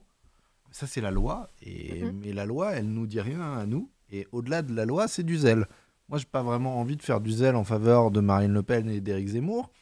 Et alors, ceux qui nous diraient que ces candidats sont muselés, je voudrais quand même raconter une anecdote. Ce week-end, Éric Zemmour, sur BFM TV, on voyait sa tête et on voyait les gens en plateau commentaient ce que disait Éric Zemmour, qui organisait un grand meeting avec en plus Marion Maréchal Le Pen, un grand événement qui mourrait d'envie de diffuser, mais il lui avait tellement laissé la parole qu'il ne pouvait plus diffuser de paroles d'Éric Zemmour parce qu'il a trop parlé dans les médias. Donc ça va, ils ont l'espace pour s'exprimer. C'est littéralement tu ce vois. que tu fais sur Twitch quand tu veux genre commenter une conférence Apple dont t'as pas les droits, c'est que tu mets pas le son et tu commentes ce qu'ils disent. Ils ont fait pareil, mais pour remettre Zemmour sur BFM TV, quoi. C'est Un délire. exactement ça, donc voilà. Et puis On peut vraiment s'en passer. une des autres missions aussi de ce projet de live qu'on a fait, c'était effectivement de donner la parole aux personnes qui sont sous-représentées, aux petits candidats. Et voilà, on a invité quand même Nathalie Arthaud, qui, je ne sais pas quel est son taux de représentation dans le débat politique, mais c'est quand même infime. Et du coup, voilà, pour moi, ça n'avait pas nécessairement d'intérêt d'inviter des gens qu'on voit partout, qui répandent partout en fait leur pensée, qui peut être quand même assez mortifère. Donc voilà. Bah écoute, sur le chat, les gens comprennent, puisqu'on a Je vous soutiens, l'extrême droite ne peut pas être interviewée parce qu'ils orientent le débat sur des idées nauséabondes, c'est vrai. Vous avez raison, et puis on les voit partout ailleurs, y compris sur BFM sans le son. Ne pas banaliser l'extrême droite et ses idérances, et j'ai regardé des meetings de Z, c'est écœurant. Donc bon, je pense pas que l'extrême droite va manquer à grand monde sur notre chaîne Twitch. Après, on dit ça, on va peut-être se retrouver sur Twitter demain, isolé en 5 secondes et en disant « Mon Dieu !» Écoutez, comme d'habitude. On aura connu pire. Hein. Voilà, on revient de Se loin. remettre. Est-ce qu'on fait les votes? Ce que j'allais dire, est-ce qu'on sort Allez. les ardoises? On Allez. sort les ardoises. Le chat, tenez-vous prêts. Alors, qu'est-ce que vous avez pensé de Mathilde Panot sur la question du féminisme? Quelle note sur 5, de 0 à 5, lui mettez-vous, sachant que 0 c'est très nul et 5 c'est parfait, je la kiffe. Pas de piège, donc nos chers modos vont envoyer la question dans le chat. Vous pourrez voter pendant que Maëlle, Mélanie et Mathieu donnent leur note, qui n'est pas toujours en accord. Et on ne copie pas, ça copie sur les voisins. On annule l'examen. On n'est pas toujours très d'accord. Les gens qui mettent 6 sur 5 dans le chat, arrêtez d'être des simps de la France insoumise quand même, hein, tranquille. La prochaine fois, je dessinerai une maison, Mélanie. Et on est donc sur la question du féminisme et des violences, enfin de la lutte contre les violences faites aux femmes, de l'égalité entre les genres. On aura d'autres thématiques qu'on a évoquées avec Mathilde Panot qui arrivent en sondage. Donc calmito, on est juste sur le féminisme. Est-ce que c'est bon? Et alors Anthony, on peut pas voter 4,5, ok? Mélanie, Mélanie, Maëlle et Mathieu peuvent parce qu'ils ont des ardoises. Sur le pôle, on doit voter entre On peut 4 même et 5. mettre des 75 si on est sadique. Allez. C'est pas évident sur 5 quand même. Hein. Moi, je suis jamais trop à l'aise avec ce que je mets parce que je me dis c'est beaucoup mais pas assez. Et en même temps, c'est littéralement de notre choix. On aurait pu Ça, faire sur c'est- 20, tu On vois. dirait la France insoumise. Arrête de remettre en cause le système de notation au moment de noter. Je veux dire... Ok, Mais le problème, c'est la 5ème République. Je peux pas répondre par oui, par non à votre question. c'est ça, donnez-moi une nouvelle ardoise. La 6ème République. Je crois qu'il y a un symbole Illuminati sur l'ardoise de Mathieu, mais je peux pas spoiler. Ça va trop loin. les On retourne? Yes. Allez, 3, 2, 1. C'est parti. Mais quoi? Mais c'est Tu l'as- Beyoncé ça. 4, 4. Il est à l'envers, normalement. Tu voulais faire un clin d'œil à la journée de la femme de demain? La journée de la Je gonzesse, peux pas ouais. le mettre dans le La bon journée sens. de la ça marche pas. femme. C'est vrai. Je fais ce que j'ai peu avec mon. Ok, mon quatre. alors C'est très bien, Mathieu, bravo. Mathieu, Oh là Mathieu, là, Mais tu m'as vraiment je vais presque faire un petit copié, en dessin, plus. Quoi. C'était super. Bravo. Mathieu, Je vais faire des justifie, dessins. justifie ce 4 Illuminati, s'il te Ce plaît. 4 zélé. Non, j'ai trouvé qu'elle avait. Ils avaient des propositions. On avait peur que ce soit un peu. Allez, 1 milliard et puis faites-en ce que vous voulez. Parce que quand on regarde Et ça le allait un peu plus programme, loin, ouais. c'est un peu ce qui ressort au début. Mhm. C'est-à-dire qu'on a l'impression qu'ils disent 1 milliard et elles seront contentes. Ouais. Et puis elles se démerderont avec ça. Allez, on va leur filer un petit Allez, milliard, là, les amusez-vous, les gonzesses. Maintenant. Mais Cela dit, n'hésitez pas. Vraiment. quand on quand elle rentre dans le détail, il y avait vraiment une vraie connaissance du sujet, j'ai l'impression, et des propositions assez claires. C'est quand même ce qu'on attend d'un candidat et ou de sa représentante. Donc, je suis Mais plutôt convaincu. tu as néanmoins enlevé un point. Parce que il y avait aussi un côté catalogue de mesures. Voilà, je vais dire alors 375 000 pour ça, 175 Et 000. ça te déplaît parce que du coup, c'est quand même précis, quoi. Ouais, mais ce qui me déplaît, c'est pas que les choses soient chiffrées. Je trouve que c'est une grande qualité de chiffrer les choses, c'est de prendre le problème par Par le les sous. chiffre. Alors, c'est peut-être lié à la question. On part du milliard, donc elle répond en partant des sous. Mais elle part pas du problème, de la situation, du constat pour arriver à la réponse. C'est un peu... Voilà, c'est pas qu'est-ce qu'on fait pour régler ce problème. Et on pense que ce qu'il faut faire, c'est ça. Et d'ailleurs, combien ça coûte? C'est ça. On a décidé 1 milliard, un chiffre pile rond, 1 milliard, puis on a partagé le fromage pour que tout le monde en ait sa part. Au lieu de se dire, bah voilà, nous on a une solution à ce problème-là, on pense que c'est ça qu'il faut faire. Et on a compté combien ça coûtait, et à la fin, Ouais, je ou vois alors ce que ce tu veux serait dire. étonnant que ça arrive à pile à 1 milliard.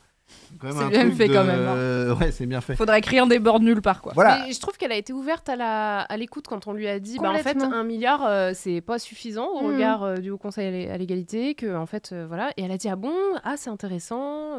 C'est où elle est parlez- aussi. hein. dites-moi en plus. Enfin, j'ai trouvé ça intéressant. Elle aurait pu dire, bah oui, mais c'est ce qu'on fait. Et puis voilà, tu vois. Et en fait, non. C'est assez. Ça suffit. Non. Maëlle, tu as mis 3,5. Oui, j'ai mis 3,5. Ah, mais du coup, je me trouve un peu sévère. Mais en même temps, je rejoins un petit peu ce que disait Mathieu. Moi, j'étais un peu sur ma faim, sur ce... j'allais dire, l'étalage, c'est un peu dur. Mais en tout cas, cet étalage de les formations, oui, tout le monde y va. Enfin, il faut mieux former le personnel des forces de l'ordre. Oui, on Même sait, la en droite fait. parle de formation. C'est basique, en fait. Oui, et Mais en enfin même voilà. temps, c'est la on est- base, donc c'est bien. Ouais, que mais ce la soit. barre est c'est- basse, quoi. Peut-être qu'on peut se dire, Ouais, oui, voilà, je me oui, disais, c'est basique, et en même peut-être temps, que, c'est je sais vrai. pas, le prisme des violences sexistes et sexuelles à chaque fois sur l'arsenal judiciaire, toujours à travers la question des plaintes, etc. J'ai un peu envie de plus. J'ai un peu envie qu'on me parle d'éducation. Faire tout péter. Oui, par exemple, tout brûler. Tu vois, elle m'aurait dit tout brûler, j'aurais dit J'aurais dit, d'accord, ok. ok, je voterai pour vous. Mais non, voilà, je pense que c'est une bonne porte d'entrée. Peut-être qu'on aurait eu plus de temps, elle en aurait plus dit à ce sujet. Mais c'est vrai que je trouve que ça dommage d'occulter le caractère systémique de ces violences et de pas parler, par exemple, de la question de l'éducation. Elle l'a effleuré. Elle a Voilà, dit oui, c'était effleuré. Et l'éducation. je pense qu'en plus, c'est peut-être pas totalement absent du programme. Hein, voilà, donc ce serait... Il y a Shadow of the Tree Ouais. qui dit d'une part, LFI a repris le plan, je pense, des assos qui était très bien oui, fait. c'est Et effectivement, totalement le le coup des milliard, assos, hein, oui, le complètement. chiffre de 1 milliard vient aussi des assos féministes. Et d'autre part, vous lui avez demandé des actions et pas l'explication du problème dans son ensemble. C'est vrai qu'on lui Ah a oui, pas bien dit sûr. une thèse sur les origines du patriarcat et comment le résoudre. Mais j'entends ce que tu dis. Après, voilà, c'est vrai qu'on était plutôt dans le concret, donc on a eu des réponses plutôt concrètes. Après, peut-être que ça manquait un peu de... Enfin, j'ai bien aimé quand elle a dit faut rouvrir des maternités dans chaque hôpital et aussi du coup faut Oui. rouvrir des hôpitaux. J'étais là oui en fait faut former les policiers mais tu commences où tu vois genre faut former qui par qui c'est qui forme les gens qui forment les flics. Enfin c'est toute une si on part comme ça on n'a jamais fini. Effectivement ça va peut-être coûter un peu plus qu'1 milliard du coup. Alors moi j'ai mis 3,75 parce que j'ai eu envie de faire chez Maëlle. On en arrive au quart droit de mettre des demi. au quart de point. Non, mais en fait, moi, ce qui m'a manqué, mais ceci dit, c'est vrai qu'on n'a pas énormément parlé de travail, mais moi, ce qui m'a manqué, c'est la question en fait de la précarité des femmes Ouais. dans le cadre du travail. On l'a du coup beaucoup évoqué dans d'autres lives sur cette question de effectivement le care, les métiers qui sont sous-payés. On n'a pas parlé du travail du tout. On n'a pas parlé du travail en fait, donc ça n'a pas été évoqué, mais pour moi c'est intéressant, ça me tient à cœur en fait cette question, tu vois, des femmes qui sont dans des boulots sous-payés, durs pour le corps, des femmes et des hommes en fait, mais je trouve qu'il y a une vraie question autour de Du ça. genre, ouais, bien sûr. Et je trouve que c'est dommage que ça n'ait pas été évoqué, mais après Et donc, ceci ça dit, vaut 1,25 points. je ne peux pas dire que c'est pas dans le programme et ça vaut 1,25 points. Et les temps sont durs, voilà. Mais non, mais on n'a pas eu le temps d'aborder cette question-là parce qu'on courait un petit peu après le temps sur la première partie. Mais on avait aussi une question sur le congé parentalité. Oui, sur l'allongement du congé parentalité, qui voilà, était une des on n'a pas eu le temps mesures de la évoquées dans le poser, programme. mais c'est vrai que voilà, c'est lié à la question des inégalités, à la question du travail aussi. Donc voilà, ça aurait pu être une porte d'entrée. On est limité en temps. Hein, C'est ça. peut-être trop court ce live. Pour mais info, bon, c'est LFI, ce qu'on donc, dans le programme, propose d'allonger le congé parental des hommes et des femmes et de le rendre égal. Donc, congé parental, congé maternité, c'est pas détaillé. sympa, plutôt bien. Mais je pense Quand que même. voilà, on est quand même sur une mesure Sur le féministe. principe. Oui. Que pense le chat, Mimi? Le chat est à 47% de 4 sur 5 sur les sujets féministes et à 40% de 5 sur 5. Incroyable. Après, ça tombe à 13% de 2. Il n'y a pas de 3. Vous n'êtes pas dans la demi-mesure, vous n'êtes pas dans les demi-points puisqu'on vous a dit non. Vous êtes sûr, c'est soit 2, soit 4 ou 5. Let's go. Donc il y a quand même une adhésion. Après, voilà. On est sur la chaîne de Mademoiselle, c'est quand même, comme on l'a dit, pas les mesures féministes les plus révolutionnaires, mais ça reste une base à laquelle on n'est pas encore. Donc bon. Et comme on l'a dit, ça reste un programme qui est très complet sur la question par rapport à d'autres qui sont moins engagés, quoi. Oui. Pas très Parfait. surprenant. Pour une fois, je vais pouvoir faire mon point écologie parce qu'on a Amazing. C'est vrai. beaucoup parlé d'écologie et je Wow. trouve ça plutôt cool. Ce Donc, petit sujet pour l'avenir, ma foi. Donc oui, ce petit détail en fait, on va dire. Hein. Ok, donc même limonade, les modos vont lancer un sondage sur 0 à 5, à combien, enfin non, de 1 à 5 sur le chat. À combien estimez-vous avoir été convaincu et avoir été d'accord et avoir apprécié les réponses de Mathilde Panot sur les questions liées à l'écologie, au climat, à l'eau, etc. ainsi qu'à la privatisation de Nestlé, évidemment. Shadow of the Tree, on peut toujours pas voter 6 sur 5, même dans le chat. Il faut arrêter maintenant d'être partisan. On met l'eau dans l'écologie. Bon, je dis ça, je partais du 10 principe sur 5, là, que- Mathieu, il a mis. Parce que j'ai les deux. Ah bah, oui. Pour Sans moi, vouloir oui, c'est spoiler, une ça rentre question, pas tellement dans le 3e sujet, donc attends. Bah, je c'est le une retrouve. question d'écologie, l'accès à l'eau, quoi. Ok. Mais Dans on l'a pas- 10 ans, non, là, quand on c'est vrai sera qu'on l'a tous pas abordé assoiffés. sous le prisme écologique. On l'a abordé Ouais. sous le prisme d'égalité des territoires, d'égalité des populations, de santé. Pas tant sous le. On en a parlé. Oui, un on petit n'a peu. pas fait un don't look up, genre, ah bon, on fera quoi quand il y aura plus d'eau, quoi. Oui, voilà, Non, on et n'était pas puis, sur la guerre de l'eau, mon gars. Qu'est-ce qu'on fait Elle l'a amené vers la question environnementale, mais on l'a pas tellement abordé de ce point de vue, avec ce prisme-là. On était plus sur l'égalité de l'accès à l'eau. Après, pour moi, c'est quand même une question écologique, Non, tu mais vois. j'entends, ce qui se mais rapproche. J'adapte ma note. Ma note. J'adopte. D'accord, bon. C'est compliqué. Ok, C'est compliqué. je vous propose de retourner vos ardoises maintenant.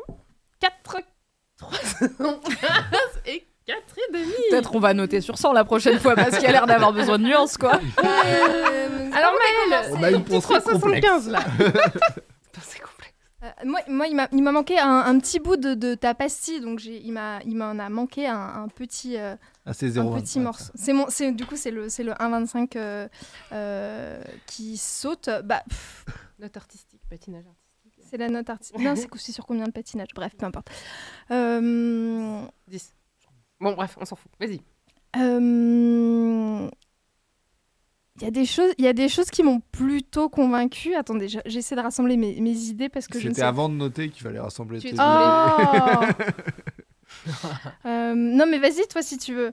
Mais, Sinon, j'ai une réponse de Shadow of the Tree qui n'a pas vraiment voté 6 sur 5 et qui, du coup, peut peut-être. Qui a voté nous 6 kickstarter. sur 5? Non, qui n'a qui a pas- Ah, qui a d'accord. voté pour la blague, mais qui, au final, a dit en fait, j'ai mis moins parce que ça me paraît compliqué de se passer du nucléaire. Le transport pollue énormément, on ne peut pas s'en passer. Coucou les campagnes et les gilets jaunes, donc il faudra de l'énergie. Mm. Et c'est vrai qu'un des deux gros sujets qu'on a abordé, il y avait l'eau, mais il y avait aussi, Oui, le dans la nucléaire. première partie, oui, sur la première en partie, lien bien sûr. évidemment avec le conflit en Ukraine, est-ce qu'on peut se passer du nucléaire à l'heure où nos accès au gaz et au pétrole vont être encore plus limités qu'avant, puisqu'il y a la guerre?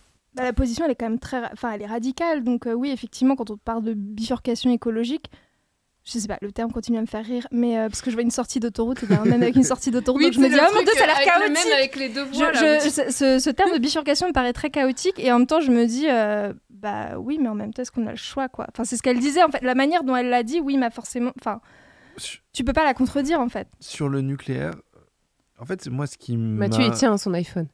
Je tiens à mon iPhone. Non, mais en fait, moi, je suis plutôt pour la sortie du nucléaire. Il y a quelques années, j'avais travaillé sur le sujet et j'avais fait notamment un tour d'Europe des villes voisines des centrales nucléaires. Et donc, l'idée, c'était d'aller dans le patelin le plus proche de la centrale nucléaire pour voir l'impact direct de la présence d'une centrale sur les gens qui vivent juste à côté. Et ce que j'en avais retenu, c'était l'impact non pas de la centrale, mais de la propagande de la centrale. C'est-à-dire que quand on vit à côté d'une centrale nucléaire, j'ai grandi pas très loin de la centrale de Fessenheim en Alsace, en fait, on se fait bourrer le crâne En fait, c'est super. depuis tout petit. Ouais. On emmène les gamins visiter la centrale nucléaire. Ça a été mon cas quand j'étais enfant en école primaire. Ah ouais. J'ai vu dans des pays, No shame, quoi. j'ai vu dans des pays, on prenait des gamins, mais des gamins de primaire, on leur filait un compteur GR pour mesurer les radiations. On lui disait, t'as vu, il n'y a pas de radiation. Alors, Que ce soit vrai désolé, ou faux. moi on m'a emmené visiter des élevages quand j'étais gamine, je vois pas en quoi c'est plus choquant d'aller visiter une centrale nucléaire, tu vois. C'est un truc physique qui fait de l'énergie. Oui, mais On emmène les gamins, on va tu pas peux les lancer choper dans des les trucs quand tu vis des Mais non, mais ils centrales. emmènent pas Non. les gamins si tu peux choper des trucs. Non, Enfin, non, tu peux évidemment, pas il y a des gens choper qui des vont trucs. y travailler. Non, mais t'as et pas tout, d'esprit tu vois. critique autour, quoi. Exactement. Moi, j'ai Ah, rien je pas mets pas non fait plus que sur la vous voulez, ferme des mais- C'est la chèvres, tu fierté vois. locale, ça fait de l'emploi, c'est ce qu'on Exactement. produit, c'est chez Ils nous, quoi. sponsorisent les clubs sportifs. Ouais. Oui. Il y a vous allez dans n'importe quel bled à côté d'une centrale nucléaire, il y a toujours des statues. Parce qu'en fait, les mairies ont tellement de blé qu'elles investissent dans tout. Dans l'art, dans les gymnases, dans les rivières artificielles. C'est incroyable. Pourquoi elles sont riches comme ça, les Parce que la centrale file du blé. Parce que tu Ah, reçois un des- dédommagement parce que tu as une centrale à côté de chez toi. Ah. Et c'est vrai en France et c'est vrai aussi n'importe où en Europe. Mm. Donc voilà, il y a une propagande qui va avec le nucléaire qui fait qu'on ne peut pas avoir un vrai débat démocratique serein parce que le débat démocratique repose Mais sur la pourquoi on tran- pourrait l'avoir sur d'autres transparence. industries où il y a aussi une propagande? C'est ça que je comprends pas. Je Enfin, dis pas que c'est mieux que sur d'autres industries. Je dis juste que sur le nucléaire, qui est quand même un truc qui dépend de l'État, où l'État a imposé le nucléaire. En plus, historiquement, en France, le nucléaire civil est intimement lié au nucléaire militaire. Donc il y a vraiment un truc de propagande d'État gouvernementale, à la fois entre les mains du gouvernement, de l'armée. Enfin, il n'y a aucune transparence là-dessus. On ne sait pas ce qui s'y passe. C'est complètement bunkérisé. On n'a aucun accès à ça. On ne peut pas physiquement y rentrer, à part en ayant l'autorisation et un guide, évidemment. Donc vraiment, il n'y a pas de débat. Pourquoi vous voulez rentrer dans les centrales nucléaires Mais pour savoir ce qui s'y passe. Vous n'avez pas vu Tchernobyl sur HBO? Moi, j'ai vu. Hein. Ah bah franchement, ça m'a pas donné envie. Donc voilà, mais donc de ce point de vue-là, je suis plutôt pour la sortie. Mais le discours de Mathilde Panot et de la France Insoumise sur le nucléaire, avant la guerre en Ukraine et après la guerre en Ukraine, n'a absolument pas bougé d'une virgule. Comme si... Oui, en fait, toi, tu parles de l'arme nucléaire ou tu parles de l'énergie? De l'énergie nucléaire. De l'énergie nucléaire. Est-ce que, aujourd'hui, est-ce qu'on peut sortir du nucléaire dans le contexte actuel avec exactement le calendrier qu'ils avaient prévu avec sans la guerre Ce qu'elle disait, c'était intéressant par rapport à l'emploi aussi, qu'on ne peut pas le faire sans discuter avec les gens qui travaillent déjà là-dedans.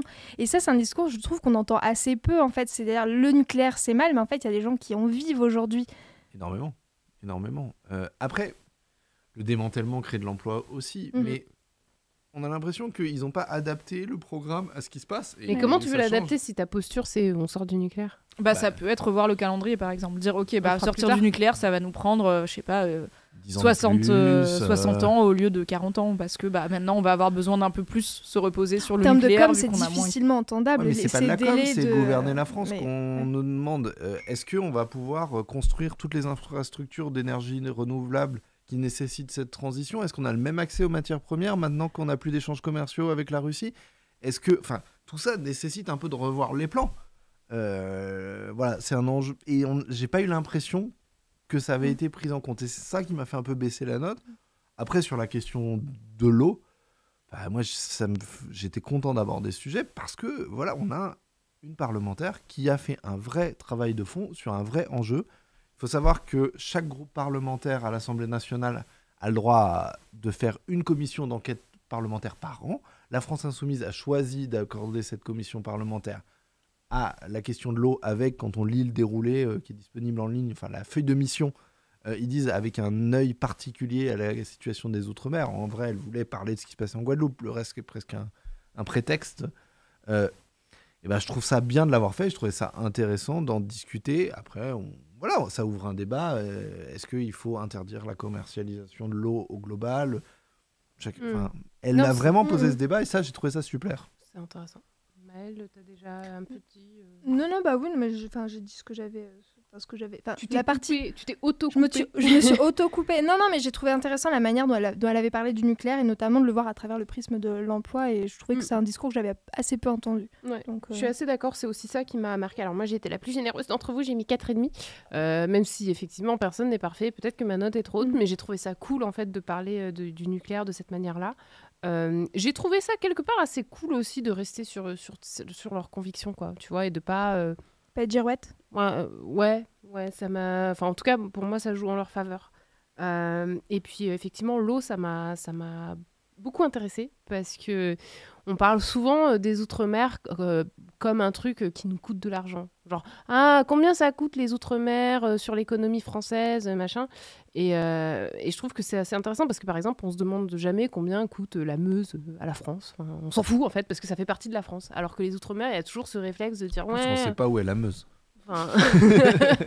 Mais il y a toujours ce réflexe de dire, les Outre-mer, c'est problématique et tout.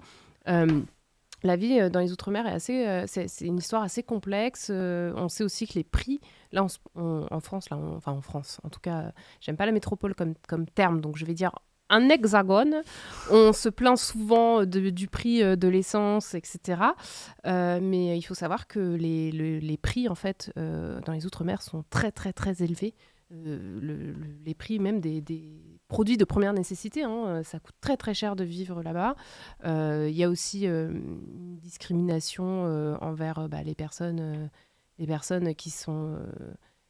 en fait, il y a les descendants des colons, donc les békés qui accaparent une grosse partie des richesses. Il y a des inégalités vraiment sur place qui sont qui sont très lourdes.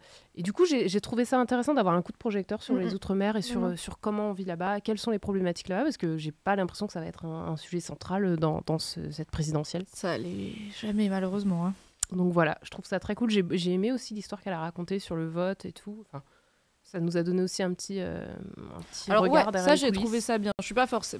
Donc, elle a critiqué frontalement le fait que certains députés, notamment La République En Marche, n'ont pas pris au sérieux le vote sur la question de l'eau dans les territoires d'outre-mer et ne s'étaient pas renseignés avant de venir. Alors, je pense que il y a des gens de tous les partis qui viennent un petit peu voter des lois et qui n'ont pas suivi et qui font des vannes et tout. Donc, c'est pas que La République En Marche. Donc, c'est pas en mode « Ah, c'est bien, elle a clashé Macron ». C'est plus genre, en fait, c'est bien d'entendre parler. Et c'est là aussi où, en fait, elle est venue pas en tant que candidate. Elle est présidente du groupe parlementaire. J'ai pas raté cette fois-ci. En fait, c'est intéressant aussi d'avoir cette parole de meuf engagée qui dit en fait, ouais, ça fait chier quand t'es face à des gens qui se sont même pas renseignés sur ton sujet et qui le prennent pas au sérieux, qui est un sujet d'une importance quand même réelle et vitale pour plein de gens, quoi. Et ça, c'est une parole qu'on n'avait pas trop eue sur les candidates d'avant, mais parce que tout simplement, elles sont pas dans les mêmes cercles et dans les mêmes métiers. Mais je trouvais ça intéressant. On dit tout le temps, les gens ils viennent pas à l'Assemblée, ils sont payés pour rien et tout. On a un petit aperçu de l'intérieur, quoi. Et puis, ce que je trouve intéressant, c'est aussi que ça montre un peu le travail des députés. Enfin, je ne vais pas me pâmer devant le boulot des députés. Il y en a un certain nombre qui ne font pas suffisamment leur travail, mais pour être en contact avec un certain nombre de députés de différents partis, que ce soit de la France Insoumise... Tu fréquentes la haute les élites Illuminati. On va en faire un gif. Avec plaisir. Pour être en contact avec un certain nombre de députés, que ce soit de la France Insoumise, mais aussi de la majorité, il m'arrive de discuter avec des députés En Marche, il y a des députés qui font un travail technique, un travail de fond, de recherche, de documentation, d'enquête via des commissions parlementaires, de terrain sur un certain nombre de dossiers. Et moi, quand je suis en contact avec des députés, c'est pas pour faire des réactions politiques, parce qu'on ne fait pas ce genre de sujet à Street Press, on s'intéresse assez peu aux jeux d'appareils, etc. Mais sur des dossiers précis où on contacte les députés qui ont travaillé dessus et qui ont souvent fait un travail de fond et on ne le voit pas beaucoup et c'est intéressant. On s'intéresse beaucoup à qui va rallier qui, quel pourcentage, qui soutient qui, etc. Et on en oublie un peu de regarder le travail des parlementaires. Voilà. Il y en a qui en branlent pas une, mais il y en a un certain nombre qui bossent et qui font avancer les choses. Après, ils défendent leurs convictions, d'autres s'opposent, mais voilà, ça arrive. Et qu'il y ait, comme elle l'a raconté, un député France Insoumise et un député En Marche qui, ponctuellement, sur un sujet, se mettent d'accord pour défendre la même chose, ça arrive. Sur la question des travailleurs et des travailleuses du Caire, François Ruffin avait porté avec un député La République En Marche, dont malheureusement j'ai oublié le nom, peut-être quelqu'un dans le chat pourra m'aider, un projet qui, je crois, n'a pas été voté. Je sais plus. Ah si je te dis le nom et que tu sais pas si c'est le bon, moi je saurais pas. Je savais pas, c'était le point de départ de ma question. Où sont tes notes, Mathieu? Mathieu, t'es pas venu préparer. Sors ton voilà, petit ils avaient porté un texte ensemble. Donc c'est des choses qui arrivent quand on a des députés qui travaillent qui vont au fond des choses sur un même dossier. Et désolé, j'avais oublié son nom. Pardon à ce monsieur. Tu es exclu de ce plateau, Mathieu. Oh là là, voilà, Okay. je vais vous dire des trucs, tout le monde s'en fout. On va passer au dernier vote. Le vote du chat sur l'écologie. Vas-y, pardon. Encore plus dithyrambique sur le féminisme, puisqu'on a 60% de 5 sur 5, extrêmement convaincus. C'est les fanzous là dans le chat. Un petit peu, oui. Et Est-ce qu'on peut 30% vraiment de voter 5? 4 sur Enfin, nous, 5. on peut pas voter 5. Même 4,5, moi, ça me paraît difficile, quoi. Ma note commence à 4. Hein. Vraiment, je note vous sur le dis. 4, moi. Ok, c'est parti pour le dernier sondage, qui est donc votre opinion sur les sujets géopolitiques. Géopolitique, tout à fait. Comment Comment avez-vous avez-vous à l'interview pensé sur notamment le conflit en Ukraine? Ouais, Gros c'est sujet ça, quand donc même. conflit en Ukraine, mais aussi relations les nord-sud. relations nord-sud, quand même, Tout c'était à assez dense Oui. sur 2 tableaux, quoi. J'ai perdu mon effaceur de... Il est derrière. Il est derrière. Il est là, vraiment. C'est le même bidule que depuis le début, vu, j'ai sauf vu qu'il a derrière. 2 côtés. Oui, c'est un chat d'islamo-gauchisme, mais on le savait finalement. Vous avez des émojis Philippe Poutou, qu'est-ce que vous voulez qu'on vous dise aussi? Il y a des émojis Philippe Poutou dans le Oui. chat. Pas dans celui de Mademoiselle parce qu'on les a pas, mais il y en a qui les ont. Il y a des émojis Usul, etc. Bon, c'est à peu près où on est quoi sur l'échiquier politique. Ok. C'est trop stylé d'avoir un emoji.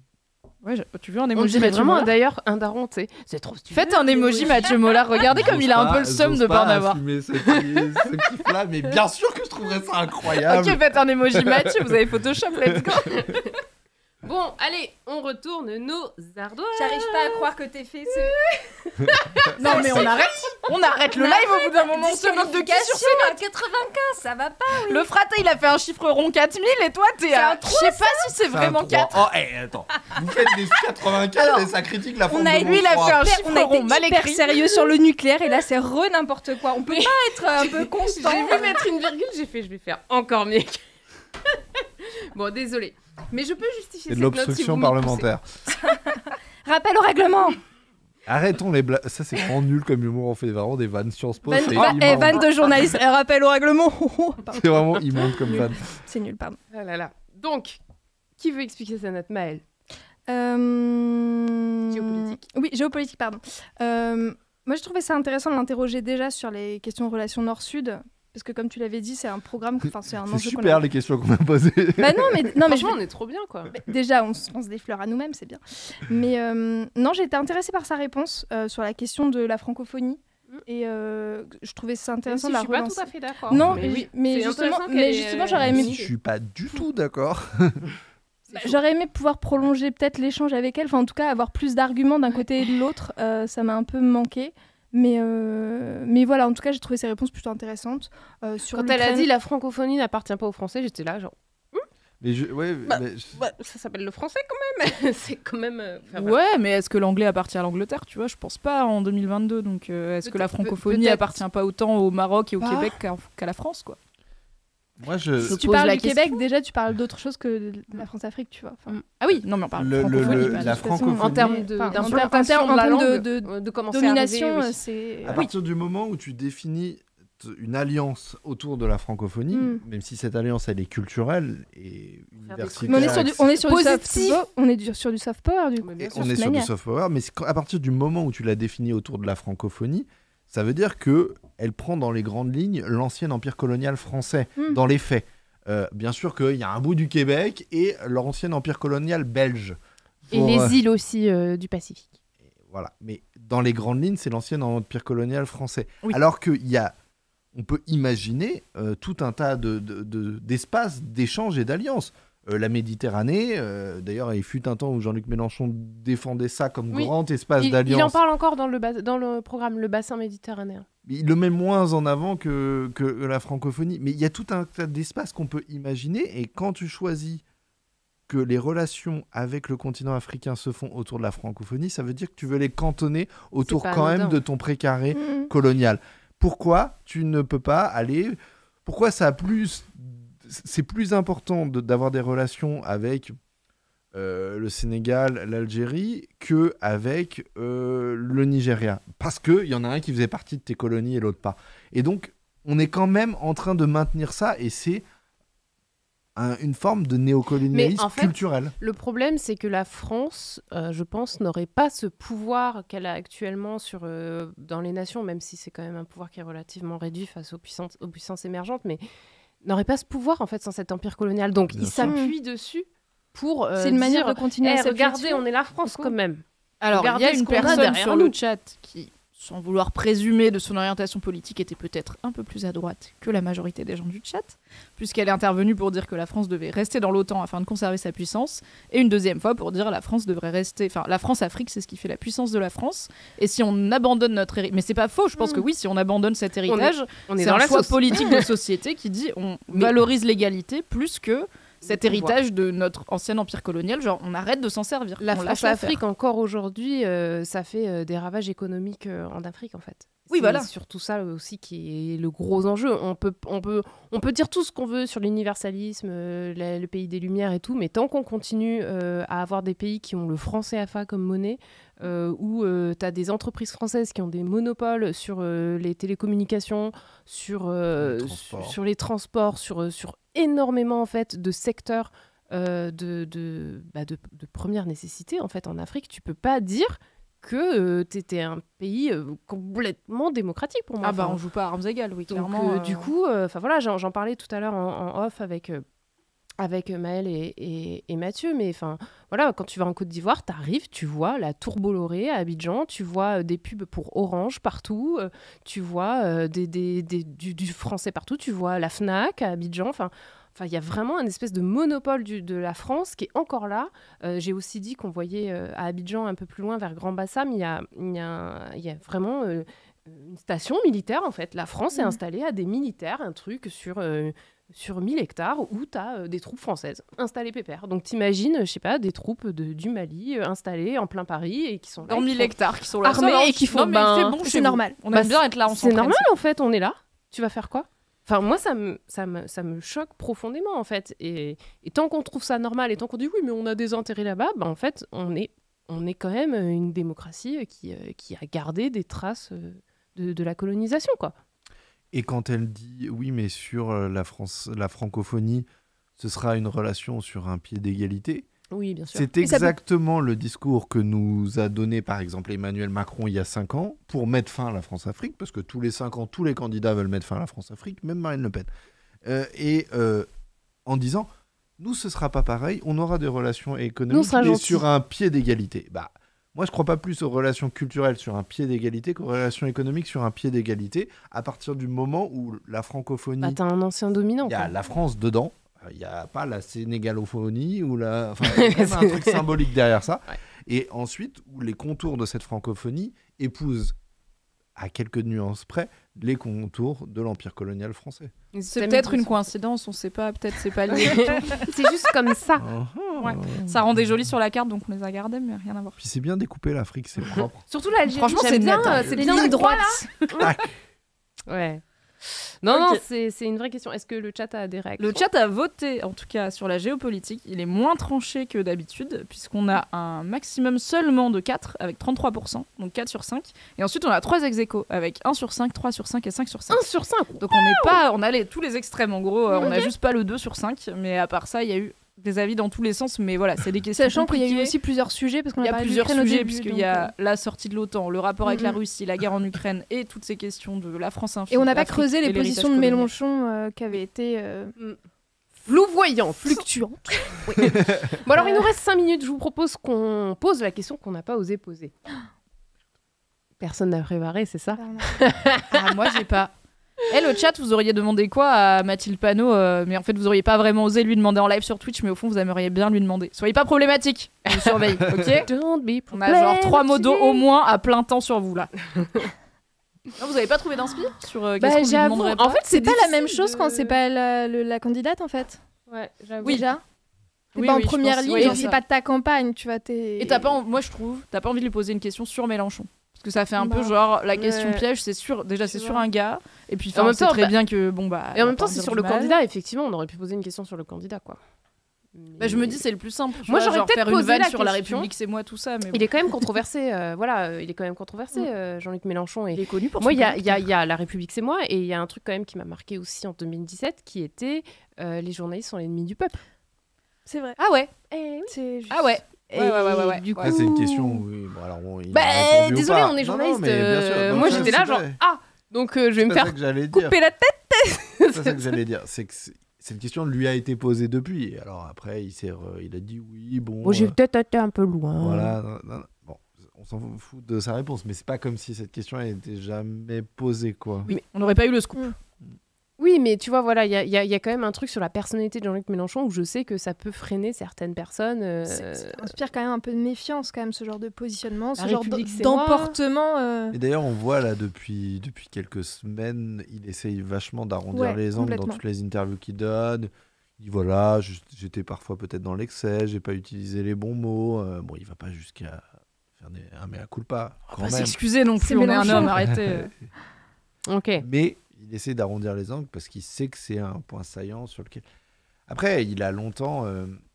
C'était aussi une stratégie politique. Je dis pas du tout qu'elle était bonne ou que je pense que c'est une bonne idée, mais en gros, la stratégie de la France insoumise il y a 5 ans, c'était d'incarner une opposition radicale aux élites et pour ça, de prendre des positions clivantes en disant... Voilà, nous, c'est la théorie des populismes. Il y a eu des livres entiers écrits sur le sujet. On est les nouveaux populistes, on assume d'être populiste parce que le peuple ne croit plus dans les élites, ne croit plus dans ceux qui gouvernent. Et en fait, il faut que le peuple croit en nous. Et pour ça, il faut qu'on s'éloigne des élites et qu'on marque par ce genre de prise de position qu'on n'est pas des élites et qu'on est contre eux. Et donc, qu'est-ce qui symbolise les élites ? C'est le président, le gouvernement, et c'est les journalistes, la presse, les médias. Donc, quand il est sain de détester les journalistes, voilà, il dit « je suis du côté du peuple face aux journalistes ». Il est sain de détester les pigistes payés au SMIC. Oui, il y a Tange, je sais pas comment ça se prononce, qui est sur le chat, qui dit les journalistes, avec des guillemets, de BFM ou de CNews, donc il parle des journalistes de BFM ou de CNews, il a au contraire beaucoup de respect pour le métier de journaliste, il l'a d'ailleurs lui-même été. Et oui, c'est ça. Ouais, mais même les journalistes de BFM ou de CNews, alors il y a les têtes d'affiche ultra bien payées, qui sont des polémistes qui aiment beaucoup diffuser Éric Zemmour, certes, mais en fait il y a plein d'autres gens dans ces boîtes, quoi. C'est des gros médias avec plein de gens qui à la base voulaient faire un métier pour faire le bien et informer la population. Donc juste, si tu dis les journalistes, mais qu'en vrai tu veux dire 10 journalistes extrêmement bien payés qui sont des mecs blancs de 50 ans qui ont pignon sur rue, peut-être dis ça, et dis pas les journalistes en général. C'est un peu comme si on disait les gauchistes finalement, et qu'on voulait parler juste de une petite partie des gauchistes. Mais moi, ma plus grosse déception dans tout ça, ça aurait été... Quand François Hollande a été élu, je me suis dit « Ah, sa meuf, elle est journaliste, enfin, on va avoir une bonne réputation. » Et puis voilà, voilà, ça a été compliqué pour nous derrière. Ça a donné déjà. Donc voilà. Je suis pas sûre que Brigitte Macron ait redoré la réputation des profs. Enfin, tu vois, je suis pas sûre que le métier de la compagne du président aide beaucoup à redorer la réputation de ce métier. C'est chaud, c'est chaud. Eh bien écoutez, je crois qu'on touche au bout. On peut effacer les 0,75 de nos ardoises. Comme 0,95 pratique. C'est chaud. 95. La semaine prochaine, sur Twitch, dans cette émission, il n'y aura pas d'émission. Donc c'est relax. On va aller dehors, on va aller toucher de l'herbe, comme on dit sur Internet quand on est un peu stressé. Moi, je crois pas à cette théorie. Est-ce que tu vas pas aller fêter ton anniversaire la semaine prochaine ? Aller fêter mon anniversaire. My God, envoyer des DM. Maybe. On va inspirer, expirer, on va se calmer. On se retrouve le lundi 21 mars. On va recevoir Sandrine Rousseau, oui, d'Europe Écologie Les Verts. Oui. Soyez là. Alors, elle fait plus partie de la campagne de Yannick Jadot, comme on l'a tous appris il y a quelques jours. Mais numéro 1, ça se fait pas de désinviter les gens. Et numéro 2, elle aura sûrement beaucoup de choses très intéressantes à nous dire sur la campagne et sur le parti aussi. Et quand on l'a invitée, elle était elle était tout à fait. Elle était calée depuis fort longtemps. Voilà. Le monde d'avant, ça va très vite. Ça devient très très vite le monde d'avant. C'est un shaker en quelque sorte. Tout va très vite. Ça bouge. Ça fait 4 jours, c'est chaud. Donc c'était la présidentielle selon Mademoiselle. Cette interview. Aussi. Avec, donc, comme d'habitude, la Dream Team à l'interview, Maëlle Lecor, Mathieu Mollard, moi-même, au chat, Mimi, donc la Dream Team du chat. Et les modos. Les modos, tout le chat. Merci à Inès Polonge. Et aussi, on va remercier Stéphanie Lullier qui nous prépare toujours un petit truc aux petits oignons, quoi, le buffet chips. On est on hyper adore. bien reçus. Tous ceux qui filent des coups de main au début. Ouais, il y a beaucoup de gens qui travaillent sur ces soirées. Et on les en remercie. Merci énormément. Merci à toute l'équipe de Mademoiselle et merci aussi à Humanoid. Et on se dit à dans 2 semaines. Et est-ce qu'on va raider ? Non, on va raid personne, car parmi les gens qu'on voulait raider, ils ne sont pas en ligne. Écoutez, ils font autre chose de leur lundi soir. Quelle idée. Du coup, on ne raid personne. On vous enjoint à aller regarder des meufs de talent sur Twitch. Voilà. J'ai cru que t'allais dire des meufs... Des meufs de talent de l'orientation politique de votre choix, idéalement pas trop à droite, cordialement. À dans 2 semaines. Salut. Bye.